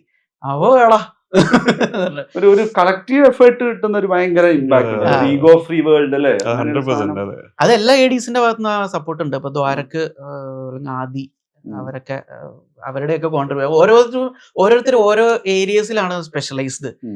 ഇപ്പൊ അഫ്നാസ് എന്ന് പറഞ്ഞാൽ അഫ്നാസ് ആർട്ടിന്റെ കാര്യത്തിൽ എല്ലാം സ്പെഷ്യലി, ആർട്ട്, ലോജിക്ക്, പറയുന്ന കാര്യങ്ങൾ, കൊല്ലം, അതുമായിട്ട് റിലേറ്റഡ് ആയിട്ട് അനക്ഡോട്ടുകൾ പറയില്ലേ, അനക്ഡോട്ടുകൾ പറയുമ്പോൾ അത് റെലവെന്റ് ആണോ ഈ കാലഘട്ടത്തിൽ, ഈ കാലഘട്ടത്തിലാണ് നമ്മളെ കഥ നടക്കുന്നത്, ഈ ഡയലോഗ് പറയാൻ പറ്റില്ല കേട്ടോ, കാരണം ഇത് ഈ കൊല്ലത്തിൽ നടക്കുന്ന കാര്യമാണ് എന്നൊക്കെ പറഞ്ഞിട്ട് അത്രയും കണിച്ചാണ് അവൻ അവെയർ ആണ് അതിൽ. ജോബി എന്ന് പറഞ്ഞാൽ ഈ പറഞ്ഞ ഈ മിസോൺ സീൻ കാര്യങ്ങളിൽ ഭയങ്കര അഡ്വാൻറ്റേജ് ഉള്ള ഒരാളാണ്. അബിയുടെ സ്കില്ല് വേറെയാണ്. അബി എന്ന് വെച്ച് കഴിഞ്ഞാൽ ക്യാരിഡ് അവേ ആകാത്ത ഒരാളാണ് അബി. മറ്റേ സൂചിപ്പിക്കാൻ വേണ്ടി ഒന്നും പറയുകയൊന്നും ചെയ്യില്ല ഒരിക്കലും. കാര്യം അപ്പൊ ക്ലിയർ ജഡ്ജ്മെന്റ് വേണമെങ്കിൽ അവനെ നോക്കിക്കഴിഞ്ഞാല് അവൻ പറയാം. അവൻ ചിലപ്പോ നമ്മൾ ചിലപ്പോ സൂപ്പർ ആണെന്ന് എടാ അബി ഓക്കെ എന്ന് പറയും. അപ്പൊ നമ്മളെ അതൊന്ന് ഗ്രൗണ്ട് ചെയ്യിക്കും. ഓക്കെ ഭയങ്കരമായിട്ട് ചാടണ്ട എന്നുള്ളത് നമ്മളൊന്ന് ഗ്രൗണ്ട് ചെയ്യിക്കും. അപ്പോ അതങ്ങനെ സാഗരേട്ടന്റെ ഇതെന്ന് വെച്ചാൽ സാഗരേട്ടന്റെ വളരെ ഡെലിക്കേറ്റ് ആയിട്ടുള്ള ചാർട്ടിങ് ഇതിന് നമുക്ക് ഭയങ്കരമായിട്ട് ഗുണം ചെയ്തായിരുന്നു. കാരണം ഞങ്ങൾ ഷൂട്ട് തുടങ്ങണ തന്നെ ഏപ്രിൽ എൻഡിലാണ്. അപ്പോൾ ഏപ്രിൽ എൻഡ് മെയ് ഒരു പകുതിയോട് കൂടി തന്നെ മൺസൂൺ തുടങ്ങുന്ന തരത്തിലുള്ള ലൊക്കേഷനുകളിലായിരുന്നു നമുക്ക് ഷൂട്ട് ചെയ്യാണ്ടായിരുന്നത്. നമുക്കാണെങ്കിൽ കുറേ എക്സ്റ്റീരിയർ സീൻസും ഉണ്ട്. അപ്പോൾ അതിനൊക്കെ കണക്കായിട്ട് എല്ലാം ഓരോ രീതിയിലും ലോജിസ്റ്റിക്കൽ ബുദ്ധിമുട്ടുകളുള്ള പാരകളുള്ള സ്ഥലങ്ങളാണ്. ഒരു 4 ദിവസം മഴ പെയ്ത് കഴിഞ്ഞാൽ പിന്നെ ആ ഏരിയയിലേക്ക് നമുക്ക് പോകാൻ പറ്റില്ല. മഴ മാറി കഴിഞ്ഞാൽ പോലും വെള്ളം കയറി കഴിഞ്ഞാൽ നമുക്ക് ഷൂട്ടിംഗ് തടസ്സപ്പെടും. അപ്പോൾ ഇതൊക്കെ മുൻകൂട്ടി കണ്ടിട്ടുള്ള വൻ പ്ലാനിങ്ങോട് കൂടിയുള്ള ചാർട്ടിങ് നമുക്ക് പറഞ്ഞ സമയത്തിനുള്ള ഷൂട്ട് തീർക്കാൻ ഉപയോഗപ്പെട്ടിട്ടുണ്ട്. പിന്നെ മനുഷ്യട്ടൻ ഡിസ്കഷന്റെ ഏറ്റവും തുടക്കത്തിൽ പറഞ്ഞൊരു കാര്യം ഉണ്ടായിരുന്നല്ലോ, എന്താണ് സ്റ്റാർസ് ഇല്ലാതെയാണ് പടം ചെയ്യുന്നത്. അല്ല, ഈ പടത്തിൽ സൂപ്പർ സ്റ്റാർ ഉണ്ട്. ഈ പടത്തിൽ സൂപ്പർ സ്റ്റാർ ഷാഫി ചമ്മാടാണ്. ഇതിന്റെ പ്രൊഡക്ഷൻ കണ്ടുള്ള ഷാഫിക്കാണ് ഈ പടത്തിന്റെ സൂപ്പർ സ്റ്റാർ. പുള്ളി ബാക്കി ഇതിലത്തെ ഏത് ടെക്നീഷ്യനും ക്യാമറമാൻ ആയാലും ഒക്കെ റീപ്ലേസ്മെന്റ് ഉണ്ട്. പക്ഷെ ഷാഫിക്കെ പോലെ ക്രിയേറ്റീവ് എന്തൂസിയാസവും സിൻസിയറിറ്റിയും ചത്ത് കിടന്ന് നിൽക്കുന്ന ഒരാള് കാണുമ്പോഴും പുറത്ത് ഷാഫിക്ക് എന്തുണ്ട് അന്നോട്ട് ഒരു ദിവസം നമ്മള് ഹെവി റെയിൻ എന്ന് പറഞ്ഞാൽ നമുക്ക് പുറത്തു പോകാൻ പറ്റാത്ത അവസ്ഥ. അപ്പോൾ ഒരു മോർണിംഗ് അപ്പോൾ 2 ദിവസമായിട്ട് ഇങ്ങനെ കണ്ടിന്യൂസ് മഴ പെയ്തുകൊണ്ടിരിക്കുക. അപ്പോൾ ഓരോ കാരണം കൊണ്ട് നടക്കില്ല എന്നുള്ള അവസ്ഥ വരുമല്ലോ, അത്രയും ഹെവി റെയിൻ. അപ്പം മോർണിംഗ് ഞാൻ എണീറ്റിട്ട് ഞാൻ ഷാഫിക്കിനെ വിളിച്ചു, ഷാഫിക്ക എന്തെങ്കിലും നടപടി ഉണ്ടോ, ഇന്ന് എന്താ പരിപാടി? സാറേ നമ്മൾ എന്തായാലും ഇന്ന് ചെയ്യുന്നത്, സാർ ഇങ്ങോട്ട് വാ, നമുക്ക് പോവാം. നമ്മൾ എല്ലാ ടീമിനെയും ഞാൻ ഇവിടെ എത്തി, വിളിക്കുമ്പോൾ തന്നെ മൂപ്പര ലൊക്കേഷനിൽ എത്തിക്കഴിഞ്ഞു. അപ്പൊ അത്രക്കും ഡെഡിക്കേറ്റ് ആയിട്ടുള്ള ഒരു മനുഷ്യനാ ഷാഫിക്ക. എന്ത് കാര്യം പുള്ളി നമ്മൾ കോംപ്രമൈസ് ചെയ്യാൻ തീരുമാനിച്ചാലും പുള്ളി കോംപ്രമൈസ് ചെയ്യാൻ വിടൂല.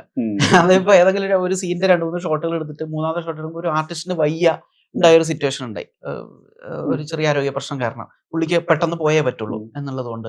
അപ്പൊ നമ്മളിങ്ങനെ ഷാഫിക്ക് അങ്ങനെ ദൂരം അറിയിക്കും, നമ്മുടെ കൂടെ തന്നെ ഉണ്ടാവും. ഷോർട്ട് ഡിവിഷൻ പ്ലാനിങ് നടന്നു, ഫുള്ള് കഥ അറിയാം, ഫുൾ പരിപാടിയും പുള്ളിക്ക് അറിയാം. അപ്പോൾ നമ്മളിങ്ങനെ ആ ഷോട്ട് നമുക്ക് പുള്ളി പോയില്ല, എന്നാൽ പിന്നെ വേണ്ട, ക്ലോസ് വെക്കണ്ട, നമുക്കത് ആ ലൂസിൽ തന്നെ അതങ്ങ് ചെയ്യാം എന്ന് പറയും. അപ്പോൾ ഷാഫിക്ക് പറയാം, ജി അത് കോംപ്രമൈസ് ചെയ്യണ്ട, നമുക്കത് പുള്ളി വെച്ചിട്ട് തന്നെ ഷൂട്ട് ചെയ്യാം. അല്ല, പുള്ളി പക്ഷെ പോയില്ല, അത് കുഴപ്പമില്ല, നിങ്ങൾക്ക് അത് ആ ഷോട്ട് മാത്രമായിട്ട് നമുക്ക് പിന്നെ ഒരു ദിവസത്തേക്ക് വെച്ചിട്ട് ബാക്കിയൊക്കെ നമുക്ക് എടുത്തുവിടാം, അത് നിങ്ങൾ അതല്ലേ നമ്മൾ ആഗ്രഹിച്ചത്, അപ്പോൾ അത് തന്നെ നമുക്ക് ചെയ്യാം.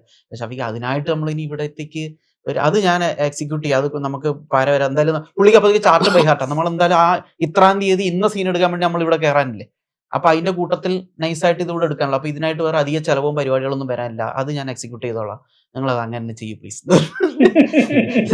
സാധാരണ നേരെ തിരിച്ചാണ് സംഭവിക്കാറുള്ളത്. അപ്പൊ അതല്ല, ഇതൊരു ജസ്റ്റ് പെട്ടെന്ന് മനസ്സിലേക്ക് ഒന്ന് എക്സാമ്പിൾ പറഞ്ഞുള്ളൂ. ഇപ്പൊ ലൊക്കേഷൻ കാണാൻ പോണ സമയത്തായാലും നമ്മൾ പുള്ളി നമുക്ക് തരുന്നൊരു കംഫർട്ട് ഉണ്ട്. നമ്മള് കഥയ്ക്ക് ആപ്റ്റായ ലൊക്കേഷൻ നമ്മൾ തെരഞ്ഞെടുത്തു കഴിഞ്ഞാൽ എങ്ങനെയും കാര്യം എക്സിക്യൂട്ട് ചെയ്യുന്ന കാര്യം പുള്ളി ഏൽക്കും. പുള്ളി പറഞ്ഞ് പേടിപ്പിക്കുകയോ അങ്ങനെയൊന്നുമില്ല. ഇത് അതിന് കറക്റ്റ്, ഇത് നമുക്ക് ചെയ്യാം, അത് നമുക്ക് വർക്കൗട്ട് ചെയ്യാം, അതിന് വേറൊരു രീതിയിൽ ഇങ്ങനെയൊക്കെ വർക്കൗട്ട് ചെയ്ത് കഴിഞ്ഞാൽ നമുക്ക് ചിലവ് വരാത്ത രീതിയിൽ അത് പിടിക്കാൻ പറ്റും എന്നൊക്കെ പറഞ്ഞിട്ട് പുള്ളിയുടെ ഒരു മിടുക്കേ. പിന്നെ ഈ പറഞ്ഞ നമ്മുടെ ഒരു വീടുള്ള ഒരു ലൊക്കേഷൻ ഉണ്ട്. ആ വീടുള്ള ലൊക്കേഷൻ വെച്ചാൽ ഹെവി മഴയും 40 കിലോമീറ്റർ സ്പീഡിൽ കാറ്റടിക്കുന്ന പരിപാടിയൊക്കെ ആയിരുന്നു. അപ്പോൾ പുറത്ത് നമ്മൾ അകത്ത് ഷൂട്ട് ചെയ്യുന്നുണ്ട്, പക്ഷെ പുറത്താണ് ഈ പറഞ്ഞ ഹെവി മഴ കാറ്റ് പരിപാടികൾ. അപ്പൊ ലൈറ്റ്സ് വെച്ചിട്ടുണ്ട്, പുറത്താണല്ലോ, അപ്പൊ ലൈറ്റ്സ് പിടിച്ചുകൊണ്ട് ലൈറ്റ്മാൻമാരും നിൽക്കുന്നുണ്ട്. അപ്പൊ ഷാഫിക്ക ഇവരോടുള്ള ഐക്യദാർഢ്യത്തിന് വേണ്ടിയിട്ട് പുറത്ത് ഈ മഴയെന്ന് വെച്ചിട്ട് ഷാഫിക്ക പുറത്ത് നിൽക്കുക. ഷാഫിക്ക് നിങ്ങളെന്തെങ്കിലും അകത്ത് അതൊരു മോറൽ സപ്പോർട്ട്. ഞാൻ ആദ്യമായിട്ട് ഒരു ഇന്റർവ്യൂവിൽ ഒരു പ്രൊഡക്ഷൻ കൺട്രോളറെ ഇത്രയും സ്പെസിഫിക് ആയിട്ട് പറയുന്നത്. അല്ല, പുള്ളി അമ്മണിപ്പിള്ള ചെയ്ത ഷാഫിക്കായിരുന്നു അന്നോട്ടെ. പുള്ളിയുടെ ഒരു ഇത്രയും ക്രിയേറ്റീവ് ഇൻവോൾവ്മെന്റ് ഒരു ആളുടെ സൈഡിൽ നിന്ന്, ഒരു കൺട്രോളർ സൈഡിൽ നിന്ന് ഭയങ്കര സർപ്രൈസിങ് ആണ്. എല്ലാ രീതി ഇപ്പോഴും എന്തിനും ഏതിനും ഷാഫിക്ക കൂടുതലുണ്ട്. ഓരോ ഇഞ്ചും പുള്ളിക്കറിയാം, ഓരോ ഷോട്ടും ഓരോ ഡയലോഗുകളും എല്ലാം അറിയാം. അത് എന്തായാലും ഇത്രയും പ്രതികൂല സാഹചര്യങ്ങളെ അതിജീവിച്ച് നിങ്ങൾ ചിത്രീകരിച്ച് പ്രേക്ഷകരിലേക്ക് എത്താനിരിക്കുന്നതാണ്. ഉറപ്പായും ഒരു കിഷ്കിന്ധാകാണ്ഡത്തിന് ശേഷം എത്തുന്ന നിങ്ങളുടെ ടീമിന്റെ സിനിമ എന്നുള്ള രീതിയിലൊരു ഫസ്റ്റ് ഷോ കാണാൻ ഞാനും പേഴ്സണലി ആഗ്രഹിക്കുന്ന പോലാണ്. അപ്പോൾ ഗംഭീരാവട്ടെ. Thank you.